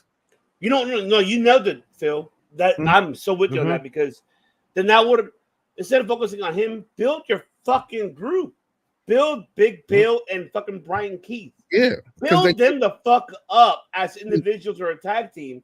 Be a manager and just stay behind. Be a fucking Tetsuya Naito, like literally right behind it. Just been, but let's face it. Darby Allin didn't blow up until after he tagged with Sting, and the way they ran him with Sting, Darby Allin became a player. Not to say he wasn't beforehand, but honestly, they put him on the main event stage. Yeah, but I'm not. I would not compare that. Why would you compare that? Because you understand one thing. No. The reason I'm comparing it is the sense of Jericho not being a big special, being special for them. Because think about it this way: Jericho's there every goddamn week. No one cares anymore. With Sting, he was only there a certain amount of time, and when he showed up, it was really special. But with Darby, because Darby was with him, 9 times out of 10, Darby was there in place of Sting. So Darby had Sting thing. Now, think about it. If you did that with Big Bill and the Bounty Hunter and had them come out and not have Jericho come out unless he really had to come out and put him and save him for the pay-per-views, at the very least, Jericho would have been more special, and network execs would have seen the boost when he shows up, and that ROH championship win would not feel cheap. I get you. Yeah, but I hear you. I just hope that they do something with this, and I want Mark Briscoe to win that belt back because he does not deserve the fucking nut. He doesn't. No, honestly, I'll say that I love Mark Briscoe too. Mark Briscoe don't need the belt. He does not need that belt. Mark Briscoe is so old. He don't need the belt. The man is literally an ROH legend. Right. He is legitimately a legend. But so I understand as a fan, you want him to get the belt back. Yes, but I hear you at the saying. Yeah. That's what I'm saying. That's my heart. But in my mind, I hear my mind's telling me no. My mind's telling me no. I hear you. But my body's telling me yes. But I'm with you too. But at the same point, I'm like, Mark Briscoe's so powerful. And that's why he's supposed to be the champion so he can build up the next future star to hold that belt. Not just fucking a guy who was never there to build and bring him out of Pepsi Field. That's where I agree with you. Like, I think that's right. And I think Mark Briscoe could be that guy, but the truth of the matter is, what's the problem then? What can be Mark Briscoe holding it? Mark Briscoe can build people up without the title. Like, he don't need to have the title. That is true. It's true, but I'm just saying that him losing the belt to someone to lead the future of that promotion, he could be that guy. That's what I'm saying. Not Jericho bleeding onto the guy. What the fuck's he done for Ring of Honor? He wasn't even there. Mark Briscoe was there since day one. He should be the guy to give that here. Now you need to wait for the next 20 years for this promotion. That's where I'm getting with that point. So not Jericho being the one. Hi guys, here. What about? So here's where my future. What future? What the fuck you built for Ring of Honor? Okay, here's me being an asshole right now. So bear with me. I love Mark Briscoe, and Mark Briscoe could be the guy to build ROH. However, from a marketing standpoint, Mark Briscoe is not that crazy. That Pennsylvania hillbilly kung fu is not the face you want for a promotion. Do I think it's fair? No, I think it's bullshit. Truthfully, like you said, Mark Briscoe been holding it down for ROH day one. Him and his brother, goddamn it, they got. When I say legend, I mean ROH legend. Like truth be told, but I think what I would like to see Mark Briscoe is, and I think you said it best. Like, I like him to be a fighting champion, but at the same time, when he loses the belt to whoever he loses the belt to put over, I don't want to think that's the last time we see Mark Briscoe building up talent for championships. I think he should go into almost a mentor mode and start mentoring a lot of these dudes. And I'm not saying a faction, but I mean the conglomeration might be the closest thing they have. But maybe. Oh hell no. But maybe if people have Mark Briscoe in their ear telling them how to be a champion or how to win an ROH pure champion, that right there is kind of where you get the ROH faithful. And you get like somebody. Now, do I think it should be Jericho? Fuck no. I think it should be Christian. I honestly think it should be Christian because think about it. Mark Briscoe loses to Christian, and Mark Briscoe's helping a young talent beat the big old bully. And I mean, because truth be told, I'd like it to be Mark Briscoe, but I think visually, I don't think they're going to give it to him from a marketing standpoint. Is it fair? No, it's bullshit. Because truth be told, Mark Briscoe's the one you want if you want to bring back the faithful. I hear you. I'm with you. Right now, the ROH faithful are pissed. 100%. They are. Fuck pissed. Yeah! What the fuck? You think I'm fucking pissed? And like, what the fuck? Like, you think Justin ain't pissed off? You think our champ here is happy that he won the Ring of Honor? Hell no, I'm not happy. Like no, like. I get the entertainment part, but it's like you are discrediting the Ring of Honor's fucking history. Like what the? Go ahead. And you're right. Like I said, I'm with you. Like I think giving it to Jericho was probably a slap in the face to a lot of the ROH fans. Because what the fuck he's done for Ring of Honor? And okay, are we gonna get high and buy? Get the fuck out. I mean, truth be told, do I think the learning tree is gonna be enough for ROH to get them a TV deal? I do not. They're like, hell no. But do I think that another gimmick, a JAS probably could, or like the whatever the hell the other one before the JAS was. I think the Inner Circle could have. I agree with that. What you talked about, but this learning tree shit, no. It ain't enough to get me. It's barely enough to get. I can't even watch a match, let alone want to watch that on ROH. That's the debate we gotta have soon of a debate center. Debate center. Yeah. Boom. We don't want to watch a learning tree. There's your debate. Oh, I know. No. No, I'm with you, Poppy. But my thing is more who can lead the future Ring of Honor after Mark. Oh, yeah. That's what we gotta talk about. That's a big question right there. Yes, that's the one. Because I think someone in the chat said they had 5 years to build somebody up, and they did. Let me see. Who said it? Heel did. Heel did. Yeah, he did. What did he say? The truth of the matter is that. Oh yeah, he said. I'm sorry. They had 5 years to build up a star. Yeah, no, you're right. That's what I'm saying. That's where. Tony Khan, you're bullshit. That's all I gotta tell you. Yeah, basically, the minute he bought the freaking company and decided to restart it up, which should have been the time when it was like, okay, we better make sure we get a bunch of names here, so that way, again, we can market the hell out of this friggin' thing. So that way, again, it's not being the one left out in this situation. Yeah.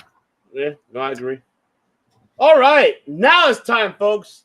It's prediction time because it's time to get into it because I know we always derail here, but we do it because we digress. It's okay. But it's time, Matt Hardy. Yes. The 7 deities have come to me with a very powerful premonition. Wonderful. That's right. It's premonition time for this, folks. Oh, it is Bound for Glory happening this Saturday in Detroit Rock City, baby. And shout out to the Hardys and Joe Henry that were there at the Detroit game Pistons. Shout out to the man of 1,000 words, Bakley, who's part of course, our family here, who always keeps us informed. Go to Dan Ringside Pick Stock, on social media. This guy, I don't know what the fuck. He doesn't sleep like how we do. He fucking message all of us like at 4 a.m. and what the fuck? Like, bro, I'm asleep. Damn, can you wait? Give me a minute. Let me wake up. But this is happening this Saturday, folks, on Bound for Glory happening. We had the contract signing. Then we got the news happening for the 0 hour, looks like, was added here, which Ash by and Heather by Elegance versus Zaya Brookside, which I met her. She was a very incredible woman. Director, I'm sorry to put you in the spot, but you already know what I'm talking about. Yeah, I'm going to say quite a bit. And Brittany Reese, that's right. And we have 2, 4, 6, 8 matches happening on this card. We have, of course, the Spitfire defending the Knockouts Tag Team Championship versus Wesley Chu and Rosemary. We have PCO defending the media title and whatever title he was given, Matt Cardona. We have Josh Alexander versus Steve Macklin. We have the Mike Moose versus Mike Santana. We have a 3-way ladder match for the TNA Tag Team Championships. The system, Brian Myers, Eddie Edwards defending the title versus ABC, and Ace Deuce, Chris Bay, and the Hardys. I haven't seen that on. Oh my God. The Nelly Mania out of these 3 we have is the X Division Championship being defended. That is Mike Speedball Bailey defending it against Hijo de Vikingo, who's making the return. Oh my God! And we have the TNA Knockouts Championship on the line. Jordan Grace defending it, having a rematch from their 2022 Bound for Glory matchup. Masha Slamovich going after the belt. And by the way, people that has not seen the matchup they had Bound for Glory 2022, go back and look at it because that match was a banger. I'll tell you that. And the main event, folks, happening here. We have Nick Nemeth defending the TNA World Heavyweight Championship with a special guest referee, Frank Kazarian. For God's sake, Frank Kazarian, don't fuck this up because I'm going to be pissed the fuck off because of your ass. Versus the man who we believe is going to be a new TNA World Heavyweight Champion. I believe. Do you believe? I believe in Joe Hendry. I believe in Joe Hendry. You got to believe, baby. Wave your hands from side to side and say, oh, I believe in Joe Hendry. Joe Hendry is so... You gotta believe this is an incredible card. Shout out to Wendy. Don't forget also that I forgot to mention, folks, in the Hall of Fame will be Rhino because they're in Detroit, and Bob Ryder as well. And also within that countdown, you're gonna have the Call Your Gauntlet 20 Battle Royal Intergender. You're gonna have that as well. I am excited for TNA Bound for Glory. I heard them earlier saying, I don't think they're doing a good job, but hey, give us Bobby. You gotta give us some time. We don't know yet. You might do. I still think it will. We may have NXT appearances in that Battle Royal. I don't see. I don't see that not to happen. I see that happening. But man, I mean, I named you guys a card. I just wanted to hear you guys what you're excited for. Pick your winners, and man, which one could be the match of the night here for TNA Bound for Glory? And by the way, folks, this is their WrestleMania. Is Bound for Glory is their WrestleMania. So I'm excited. I'm stoked. I'll go very quick and I'll pass it for you guys. I am excited to see 3 matches that I'm excited for. Actually, I think the whole card is going to be great. Match night's going to be hard. I feel the latter match could be the match of the night. ABC, who grew up with the Hardys, that's going to be something. Jordan Grace and Masha, they're going to do the show again because they did it in 2022. I can see they could do it again. But of course, the number one for me is going to be I believe he's going to win this world championship, and that is Joe fucking Hendry. And that's what we want here. And by the way, folks who are listening and watching, we will be here Saturday, hosted by our champ right here, who is a champ for me. He's a champion for this network.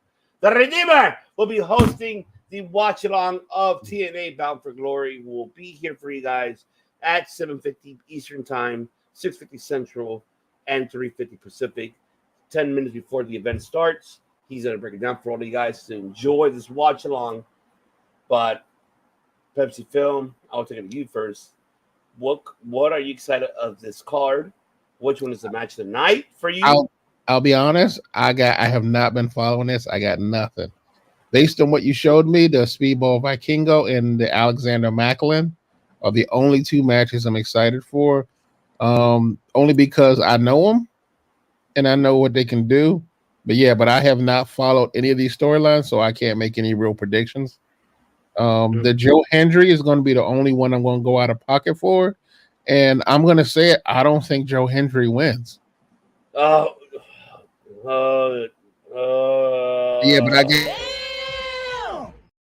but honestly, it's not that I don't like Joe Hendry. But right now, Nick Nemeth has been on fire, and he's like legitimately a great champion right now for them. I just don't think Joe Hendry is the guy they're going to give it to. But like I said, I have not followed this enough to actually make any kind of real predictions and that's the only prediction I can make. Right now, I'm just excited for those 3 matches. That's about it, unfortunately. What the fuck, man? You're breaking my fucking Hey, yo, what the fuck? And analysts can only analyze so much shit. At a certain point, I need to sleep. Well, so do I. What the fuck? I mean, shit. The fuck, man? What? Oh my god! You fucking said no to Joe Hendry. What the fuck, man? Oh my god! You fucking hurt me. Why? What shit is that? Justin, you want to take this one for us? Oh man, honestly, a lot of this card seems like it's going to be really good. PCO and Matt Cardona and Monsters Ball should be fucking wild. Mm-hmm. I love the call gauntlet. I love that whole concept. So I'm intrigued by that matchup to see like who the other 14 people that we don't know is going to be in there. Santana and Moose should be fucking awesome. Even like Pepsi Phil said, Josh Alexander and Steve Macklin. I think Steve Macklin is incredibly underrated. Guy is great. Super underrated, man. Right? Hell yeah.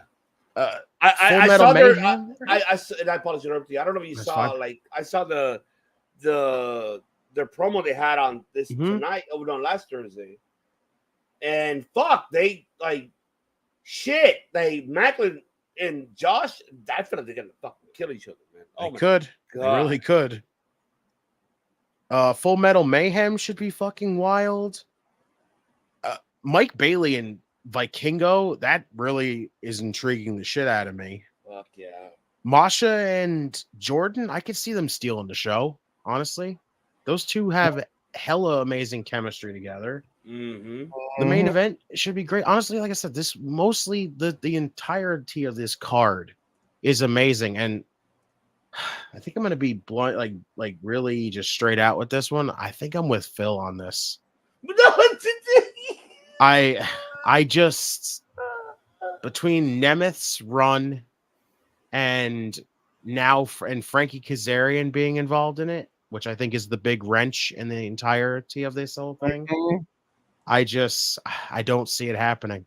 You're fucking hurting my heart, man. What the fuck, man? I know it's hurting me too, and I want it so bad, but I just if they actually go through with it on Saturday, I will be. Like I said, you better be crying. On the watch along, I'll tell you on the watch along, you will see me lose my shit.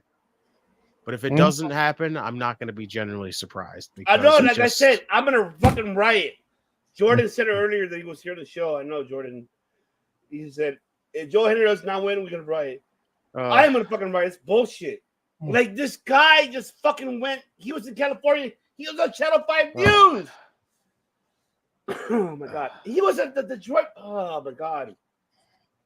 I think they just made it just slightly a little too obvious with Kazarian being involved. Yeah, that exactly. He's not going to be it. That he's not going to win it. But then again, I know Kazarian did say, "Well, if Joe Henry wins, he knows I'll get the first shot of it." So it's like it makes it seem like he can't beat Nick Nemeth. So maybe he's going to think he could beat Joe Henry. So that's what I'm saying. Like. Don't say that, man. You're breaking my heart. I know. I'm like I said, I'm kicking myself for saying it too. So okay, man. All right. Pull yourself together. But I am intrigued by the show because it looks amazing. Fuck, man. I would have cried. I want this man. Your hands from side to side and say, oh, I believe in Joe Hendry. Joe Hendry is so. I believe in that man, damn it. Don't kill that for me. I want him to win. I'll be honest with you. You right there prove why he don't need the belt. Oh, you fucking asshole. Why would you say that shit? I don't know what to tell you. That man is so over. He's over in 2 companies. He's over. That Rumble appearance is going to be fucking wild. So you got to tell me that TNA does not benefit to have someone to put a fucking product over? Truth be told, is that what you're telling me? I'm telling you right now, he's already putting the product over without the belt. Oh man, this is some bullshit. I cannot believe this shit. I mean, are you telling me that he's not putting TNA over already? As the champion, you put it way over. Okay, but I mean, does he need the championship to be more? Man, you're fucking up my moment, man. What the fuck, man? I don't know what to tell you, but all right, let's bring. Like I said, I'm kicking myself for saying it too, but it's happening. Yeah, God, we just fucking. All right, at 11:30. I know. We still got TNA. Hold on, we got NXT. Hold on. Let me just say mine very quick. I mean, this is gonna be a sad card. The match tonight, I still feel it could be 3 matches here for me, which will be Jordan, Grace, and Masha. I think those women are gonna steal it. Of course, Joe Henry and Nick Nemeth. It's going to be great storytelling in the ring. I hope it happens at the Shawn Michaels WrestleMania 12. Boyhood dreams has come true. And Joe Henry wins the fucking belt. I don't give a shit. And that's what I wanted. The hell with PepsiCo said. I don't give a shit. But of course, Mike's people and Vikingo, that's going to be a great matchup. But another great storytelling that I think is going to be a great decision, which will be Stephanie. What's her last name? Fuck. Steph DeLander. Steph DeLander is going to make a choice between Matt Cardona and PCO. That's going to tell a story right there on that fucking matchup. Even though she's not wrestling, but she's going to make her decision. Mm-hmm. I will be shocked if Wendy Chu, Rosemary win these belts. And Wendy Chu is at NXT. I will be shocked. But the Hardy matchup, two-ladder match, I feel like I hope they make it a TLC, which I feel the Hardys are going to take over, produce that match. I think they could really make something out of that one. That's just me. I mean, I don't know. I am excited for this card Saturday. But you're killing my hope, PepsiCo. What the fuck's wrong with you, man? What? I know you want to go to sleep, damn it. I know. But damn, you just fucking literally you just told me, no, it ain't gonna happen, all right? No, it's not. You fucking hurted my heart, man. I tell you, man. You act like Joe Hendry need the belt. He does need the belt, damn it. It will be like what an end of the year to end it. Right there. Joe Henry winning the championship. Yeah, okay. All right. Like I said, though, just wait for that Rumble appearance. When that Rumble appearance happens and Indianapolis loses their shit and they're singing that song. You're just fucking my shit up, man. I mean, I'll let you have your dream. I mean, God forbid I take my dream away from him. Oh, man. All right, bring us to NXT. All right. Now it's time for another prediction, folks. And that is right. Oh, man. That is right. Halloween Havoc happening the following day, which will also, the Redeemer and also the Notorious One will be hosting this one for the watch along. This is going to be another one. I love it. We love you. That's right. That's what it is. Shout out to our producer, Theo, who's handling all this. Oh, man. Oh, yes. This is nothing but I'll show y'all how we do in the conglomeration, baby. That's right. Because we're going to...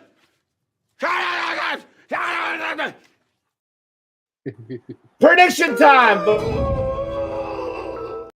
The seven deities have come to me with a very powerful premonition. But before we get into the whole match card, I'll let Redeemer take care of this for us, and then I want to hear PepsiCo's thoughts on it. Tuesday was Women's Night, and they fucking took over the whole show. Before we get into this card, just very quick, they took over the fucking card on Tuesday, and respectfully, okay. NXT was all over the place. Miss Parker.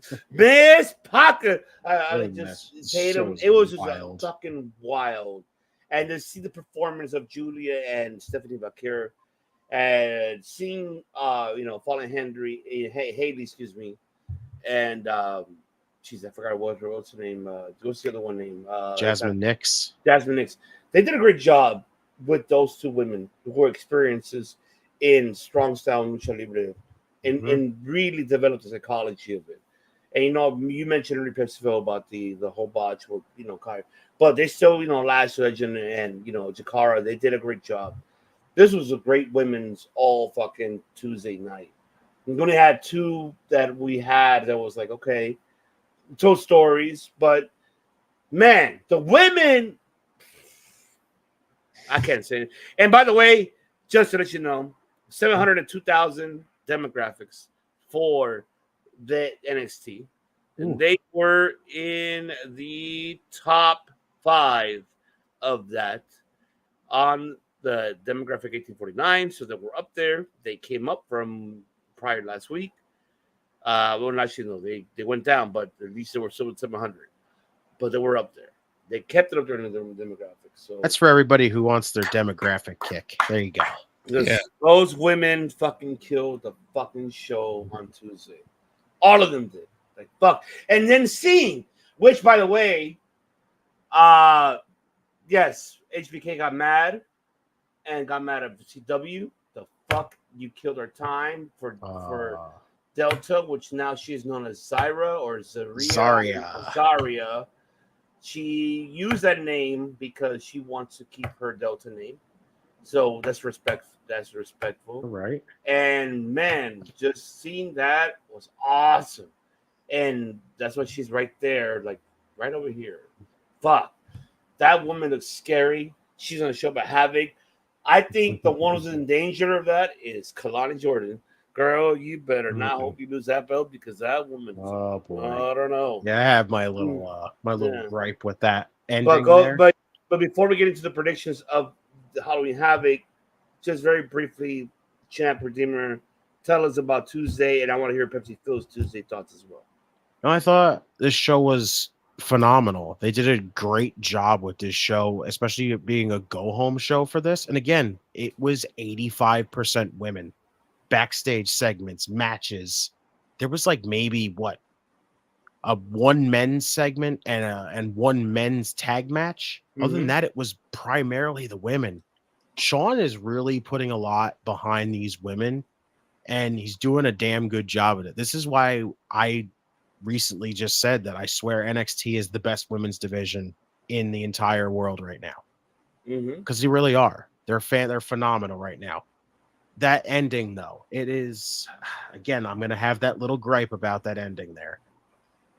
Zaria showing up was fucking cool. I thought it was awesome, but my one little gripe is it just felt like it was the wrong time for it. Like, literally all the vignettes said she's showing up at Halloween Havoc, so why the fuck did she show up on the show? That's my only issue there. It's the go home show. They need a reason to go back, because I think the one thing I always hated about go home shows or pro reviews when they do debuts is they just debut people and they don't do anything. Yeah, that's why I don't like what they did there. With but no. I'm excited to see her. What this one is they can debut her here for the go home show and have her actually wrestle someone at Halloween Havoc.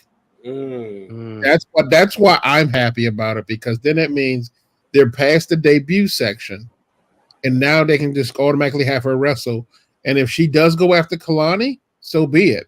At least it isn't look, she just showed up and then she get the belt. At the very least, you at least are aware of her before that show comes on. Like, I understand your point, and you're absolutely right. Normally, when they do that, it's just kind of stupid. Like, I was not happy when they introduced Julia, and because that would just seem like a waste. Yeah, even if it was going to pay-per-view. I like this one because then it's like all their eggs are not into that one pay-per-view moment. It's into her fighting at that pay-per-view, so we don't have to wait. The thing is, though, I don't think she is wrestling on the show.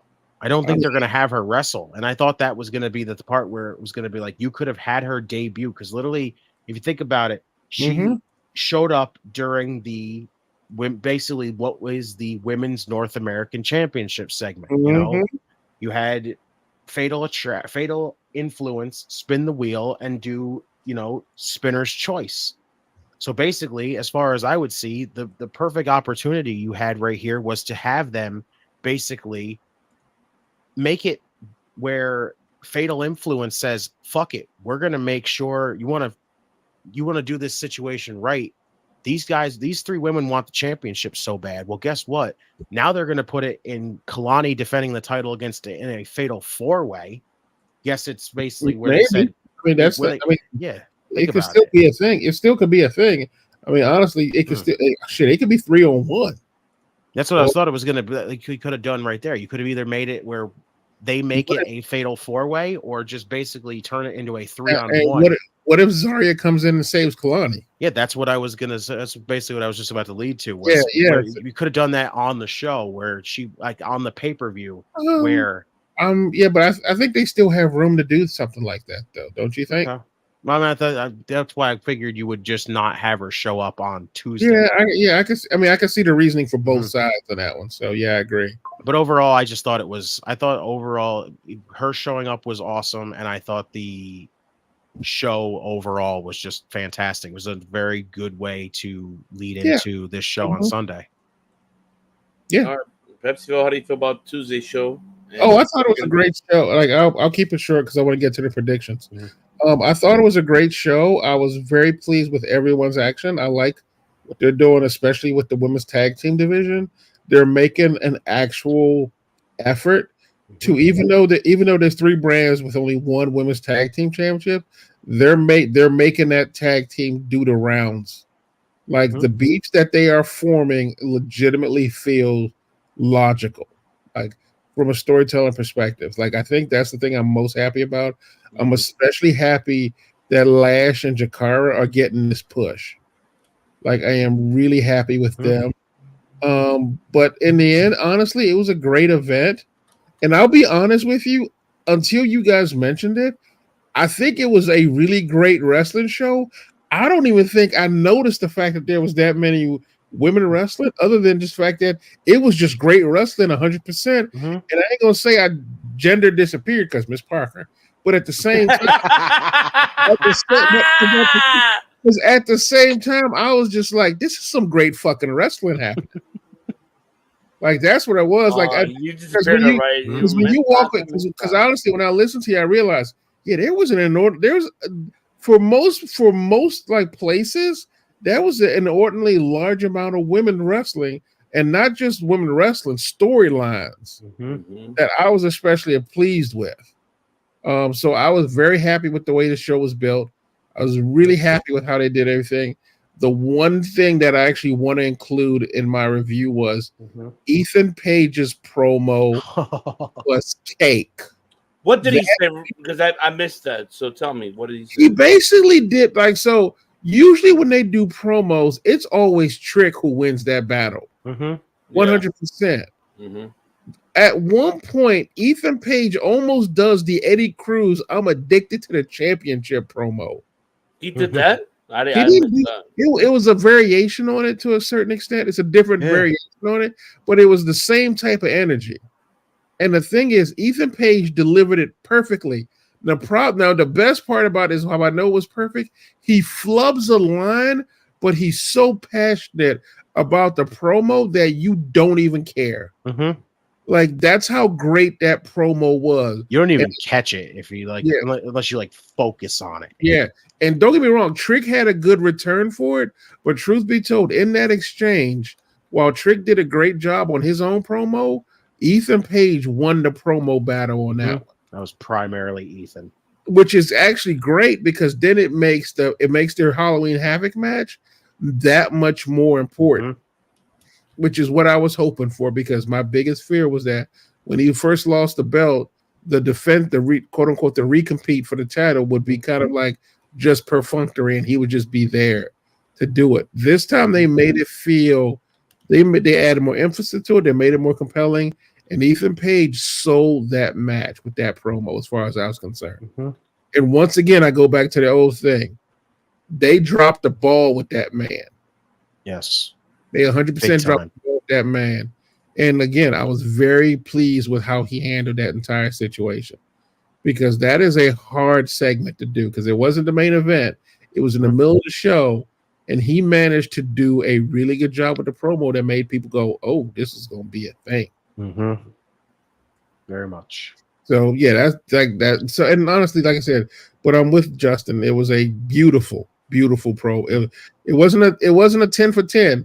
But it was honestly probably, once again, between Raw, NXT, and Dynamite, it was the best wrestling event of the weekend so far.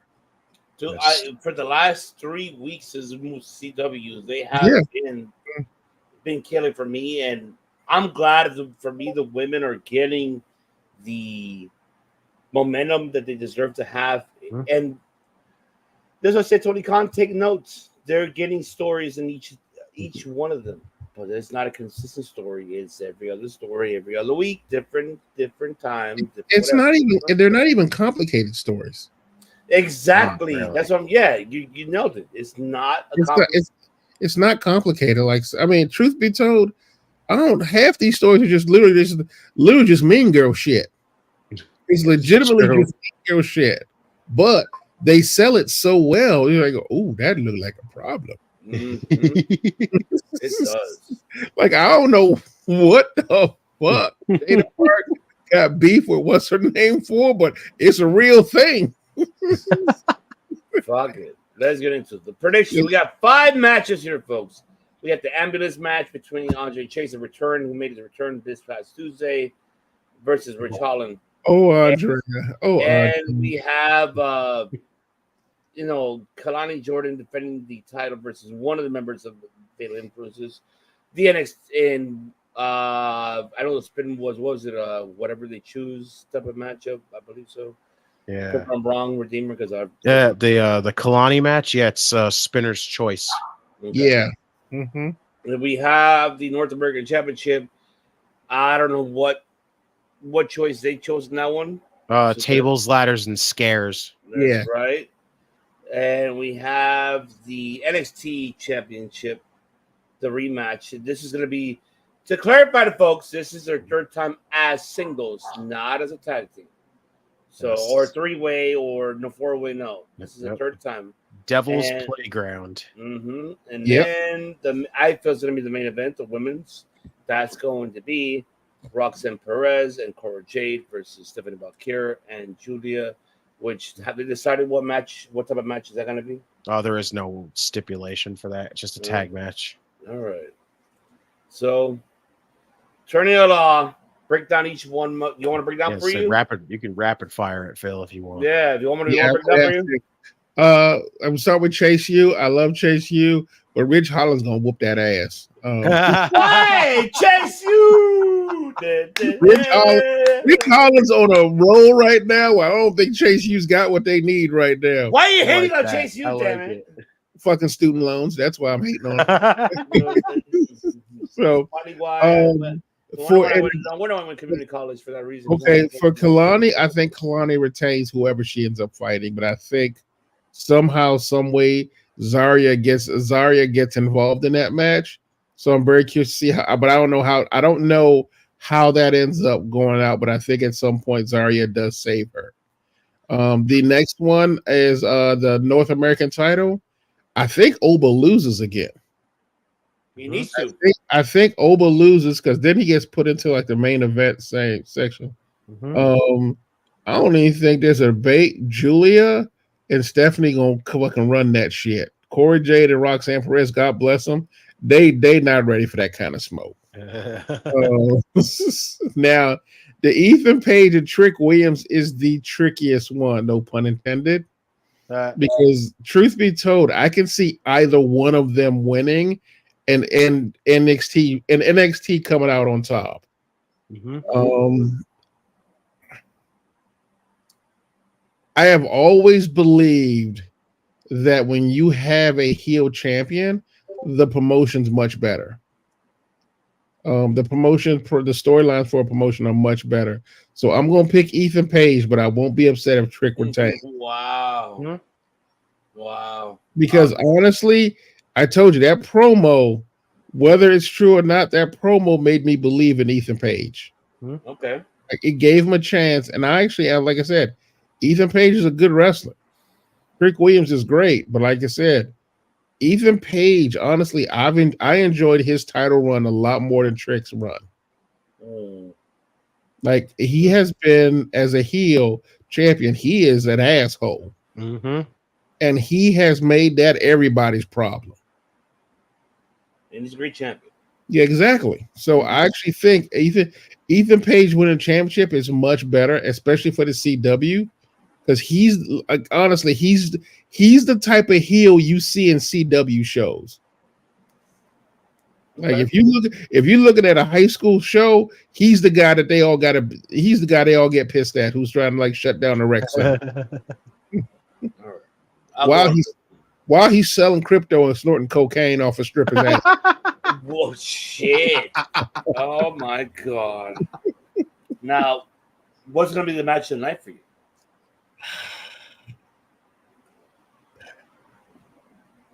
Truth be told, I think the Julia and Stephanie Valkyrie might be match of the night for me. I think they will probably be match of the night because Cora Jade and Roxanne Perez are amazing. And I think the way they're going to work with them too, work with those two, will probably be the best match of the night. The rest of those guys, I've seen how they can go. And honestly, I think the wild cards are actually going to be the ones that come out on top on this one. Okay. All right, so I'll go right quick. I see Andre actually finally getting his win back, and I think he's going to get a redemption for Chase U. It's going to be a heavy one, but he's going to get it. I see it happening. He's not going to win by like, oh my God, to beat. He did ask for it, but he's going to win. I agree with you in Delta. I think she may show up and interfere in the Kalani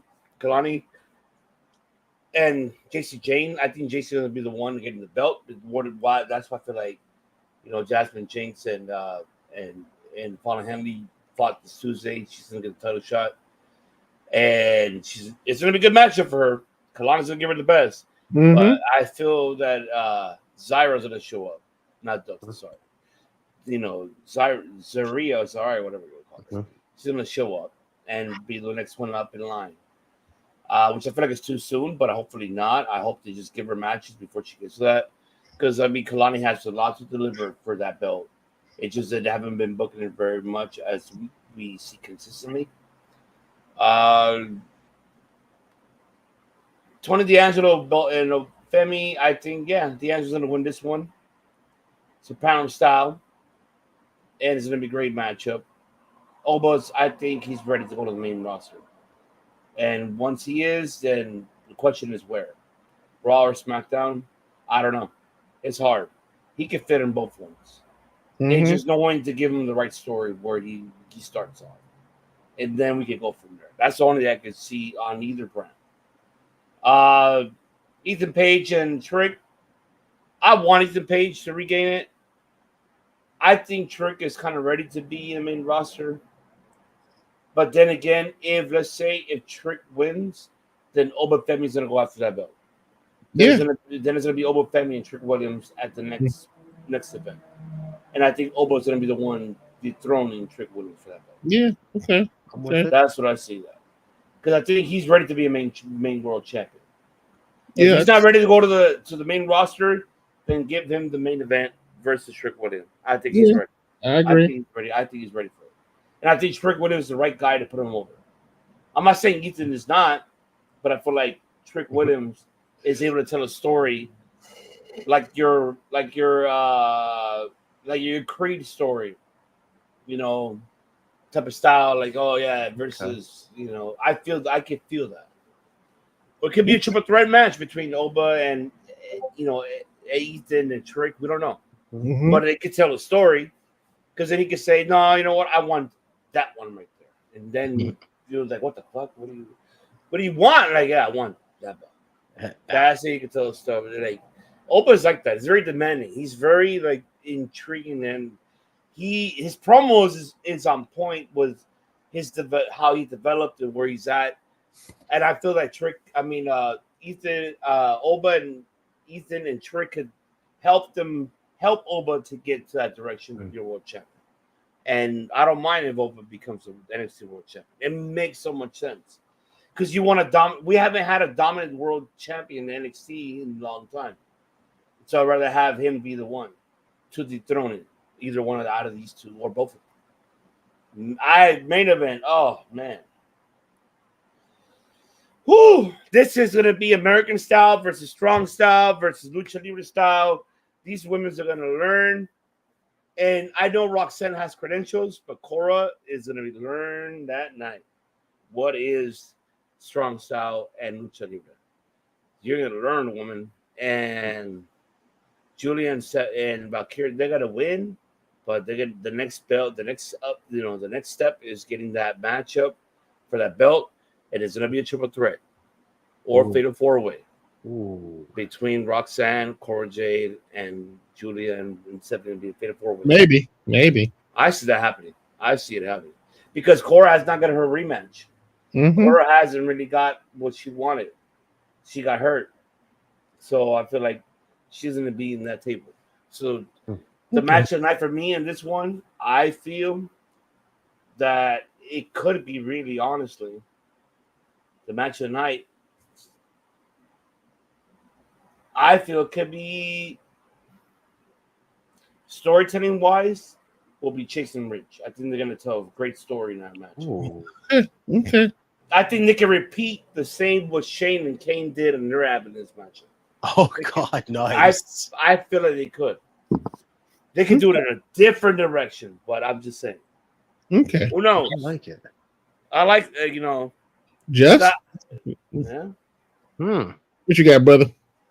So I'll start with Ridge and Andre Chase. I think the story calls for Andre winning, but like I'm not gonna be disappointed, especially if Ridge does do it, because they did a hell of a job at making Ridge look like a damn beast. Oh, fuck yeah, no, they did a great job. You're right. But I definitely think that Andre is gonna end up getting the win here to, for having Ridge basically take out Chase U. Well, guess what? Andre Chase has got to get his payback, so I think that's where we're going there. Well, Kalani's matchup, I'm with you, Phil. I do think that Zarya is going to show up. I'm more than likely either during or after the match, just so Kalani thinks she's got this big badass woman and her like backing her up. But then all of a sudden it's like, well, maybe I shouldn't really trust her just yet because she might be eyeing me as well. So, but I do think Kalani is going to end up retaining. I think you're going to make her look like a fighting champion more by having her beat whoever it is, even if it's all three of them. I think you're going to continue to make her look like a fighting champion, but she's going to have to keep her eyes peeled for Zarya. Going forward. Oba and Tony, I don't see Tony losing the title. I think this is going to be either Oba's going up to the main roster or he's moving on to the NXT championship. It's got to be one of the two. Score. The tag match, I'm going Stephanie and Julia. I think this is going to be you got to have the champion take a loss here just so you can get to your championship match down the line. It's either we're going to get a fatal 4-way, triple threat. One of those women is going to get a one-on-one. Not 100% sure, like confident on which one it's going to be. But I do think that they are going to basically, this is what's going to lead to the championship match by having Julia and Stephanie win the match. And then Trick and Ethan should be damn good, honestly. That again, like you said, that Ethan Page promo on Tuesday was awesome. I don't think Trick loses it here, though. As much as I would be cool with Ethan winning it, I'd be cool with Ethan getting it back because he was a damn good champion, honestly, for such a short reign. In a damn good reign, but I can't see Trick dropping it here. That Trick seems like the face for this brand right now, and I see them backing him full, like all the way. Okay. There we have it, folks. Before we get out of here, one more thing. I want to talk about it. Yeah, I'm like, this was happening tomorrow. Watch in 24. I mean, for you guys who are listening the next following day. Later today, Rampage, Ricochet versus Nick Wayne. You have Undisputed Kingdom, Gates of Agony, and Shane Taylor Promotions. You have Anna Jay versus Layla Gray. You have Beef versus Peace Mortals. Saturday, what kind of name? Beef. Then you have Collision, the AEW World Championship. Mariah May versus Anna Jay. You have Los Ingobernables de Japón, but here, which is Rush and Dralístico versus FTR. We have Ricochet versus Leo Rush. More matches announced. I don't know if you're invested on this one, Chep. How do you feel about this one? Actually, I'm not going to lie here. I think Collision's actually looking kind of good there with that show. I think so too. I'm with you too. Rampage is Rampage. I'm not really that intrigued by it. I really want to see the Mariah May and Anna Jay. I want to see how Anna Jay develops in that matchup. I think Mariah is going to help Anna Jay to get a better understanding of the strong style women's, because ever since she went to Stardom and compete in that tournament, I think it really helped Anna Jay a lot to understand the psychology of more women's wrestling. I hope that Mariah May could teach her that way. I don't see, of course, I mean, I see Mariah winning, but I feel like at least Anna Jay's going to give her a match. Like, yeah, I want Mariah May to be a fighting champion, and this is what we're getting right now. Not like the other one, but I'm not going to mention her name. I digress. Okay, all right. How do you feel, Mr. Phil?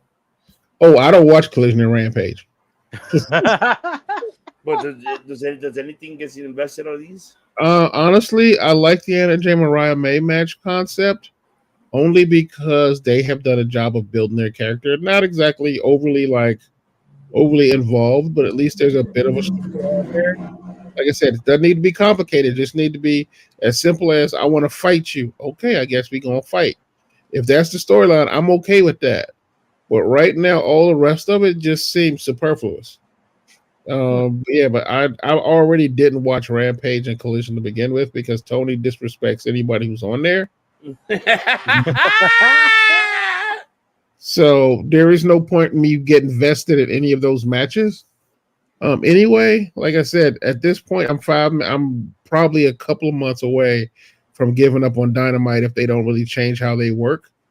Now, and yeah, I am making that prediction because at a certain point, time is money, and I'm giving AEW way too much, especially since the last 3 promotions, I gave them 6 hours of my life, and I haven't been happy with them 6 hours I gave up. So I know that sounds terrible, but it is what it is. No, I mean, I held WWE to a very specific standard. I gave AEW 5 years grace period, and now they need to hold up to that exact same standard. But So, the as one far- standard you gotta hold on to is coming up this Saturday and Sunday, folks. You see it here. We'll be here. Y'all got me for Halloween Havoc, bro, for sure, brother. Let's go, bro. So Saturday, of course, the Redeemer will be hosting the watch along for TNA Bound for Glory. So stay tuned for that. We'll be here for that here this Saturday. The Redeemer hosting the show along with friends. I don't know their benefits, but that's up to them. You know, but we'll see. From Game Breaker Sports and from the Debate Network family. Here we'll be here this Saturday at 7:50 Central Eastern, 6:50 Central, 4:50 Pacific. The event starts at 8 p.m. Eastern. So he'll be here to host it along the way for the matches. They're going to be there for you guys to watch. The following day, he will also be hosting alongside with the Notorious for Sunday, along with the Attorney-at-Law for NXT at, of course, 6:50 p.m. Eastern. That's 5:50 Central and 3:50 Pacific for NXT for Halloween Havoc. So the show's not over here, folks, here on this network. But we want to thank you guys all for tuning in here. We had to break it down. Like I said every week. We do this weekly for breaking down everything what's going on in the world of professional wrestling. But also happening here weekly as always is, besides watch-alongs, you have Monday Night Raw, Dogging De Niro and Dom and Friends with benefits. You have Tuesday with the Redeemer and the Man of 1,000 Words hosting right there, NXT and AST. You have Wednesday's Game Breaker Sports. Go to GameBreakerSports.com to get all your news and reports of sports, entertainment, movies, anything. Go there. They have their Wednesdays and Fridays, their AEW watch-alongs and Dynamite and SmackDown. But this weekend we'll be back here Friday, Saturday, and Sunday. And the following week, next Wednesday, we'll be here doing the last hour of Dynamite and giving our recap of these 2 events happening for you guys to enjoy.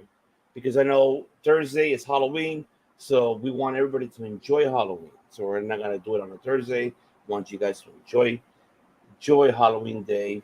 Enjoy it as much as you can. But man, like I said, I'm not here. I'm not here alone. I'll let my other 2 hosts here go Netty Mania. That's right. Because it's that time, folks. Autobots, transform and roll out. That's right. We're running out of here, folks, because we did almost like 4 hours for you guys. But this is what happens. We derailed. We talked too much shit, but that's what it is. I digress. So, the attorney at law, let the people know where they can find you, where they can search you besides here on the network. Instagram, link in the bio, PhilipJP24601. There you go. And 1-900 Mussolini. Remember that. The Mussolini. The link will have everything you need about fucking pit. It's the fastest way to get a hold of me, the fastest way to find my stuff. $3.99 positive. Mm-hmm. And Champ, you're the host of this network. You tell them besides where they can find you here, where they can find you on your social media. You can find me on Instagram, Facebook, End Time Wrestling Podcasts, at JustinTime211 on X. Other than that, you can find me here on Circle of Debate and Game Breaker Sports because I am basically part of both. This is one giant family right here. We support each other. We pop all over each other's shows like crazy.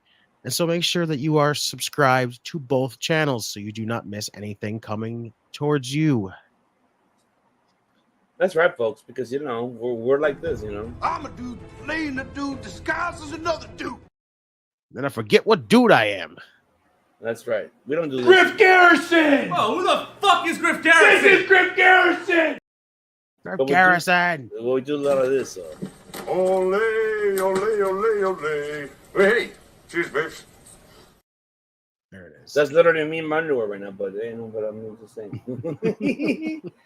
But until then, folks, enjoy the rest of your, you know, Thursday evening, Friday during the day. You guys are listening to us all over the world. And enjoy Rampage and Collision, but come join us here for Saturday for TNA Bound for Glory and Sunday for NXT Watch Along. And then, of course, for Halloween Havoc, Monday we'll be back here as well. And those will be here next Wednesday. Until then, folks, we don't do just art. We don't just do being analytics here. We don't do music or entertainment. Gentlemen, you tell them what the fuck do we do here on this debate network? There's only one thing that we do over here, and that is we make history. Boom. Buenas nachos. We'll see you tomorrow and that's right. Over and over. Make Over and over. history! Over and over and over and over.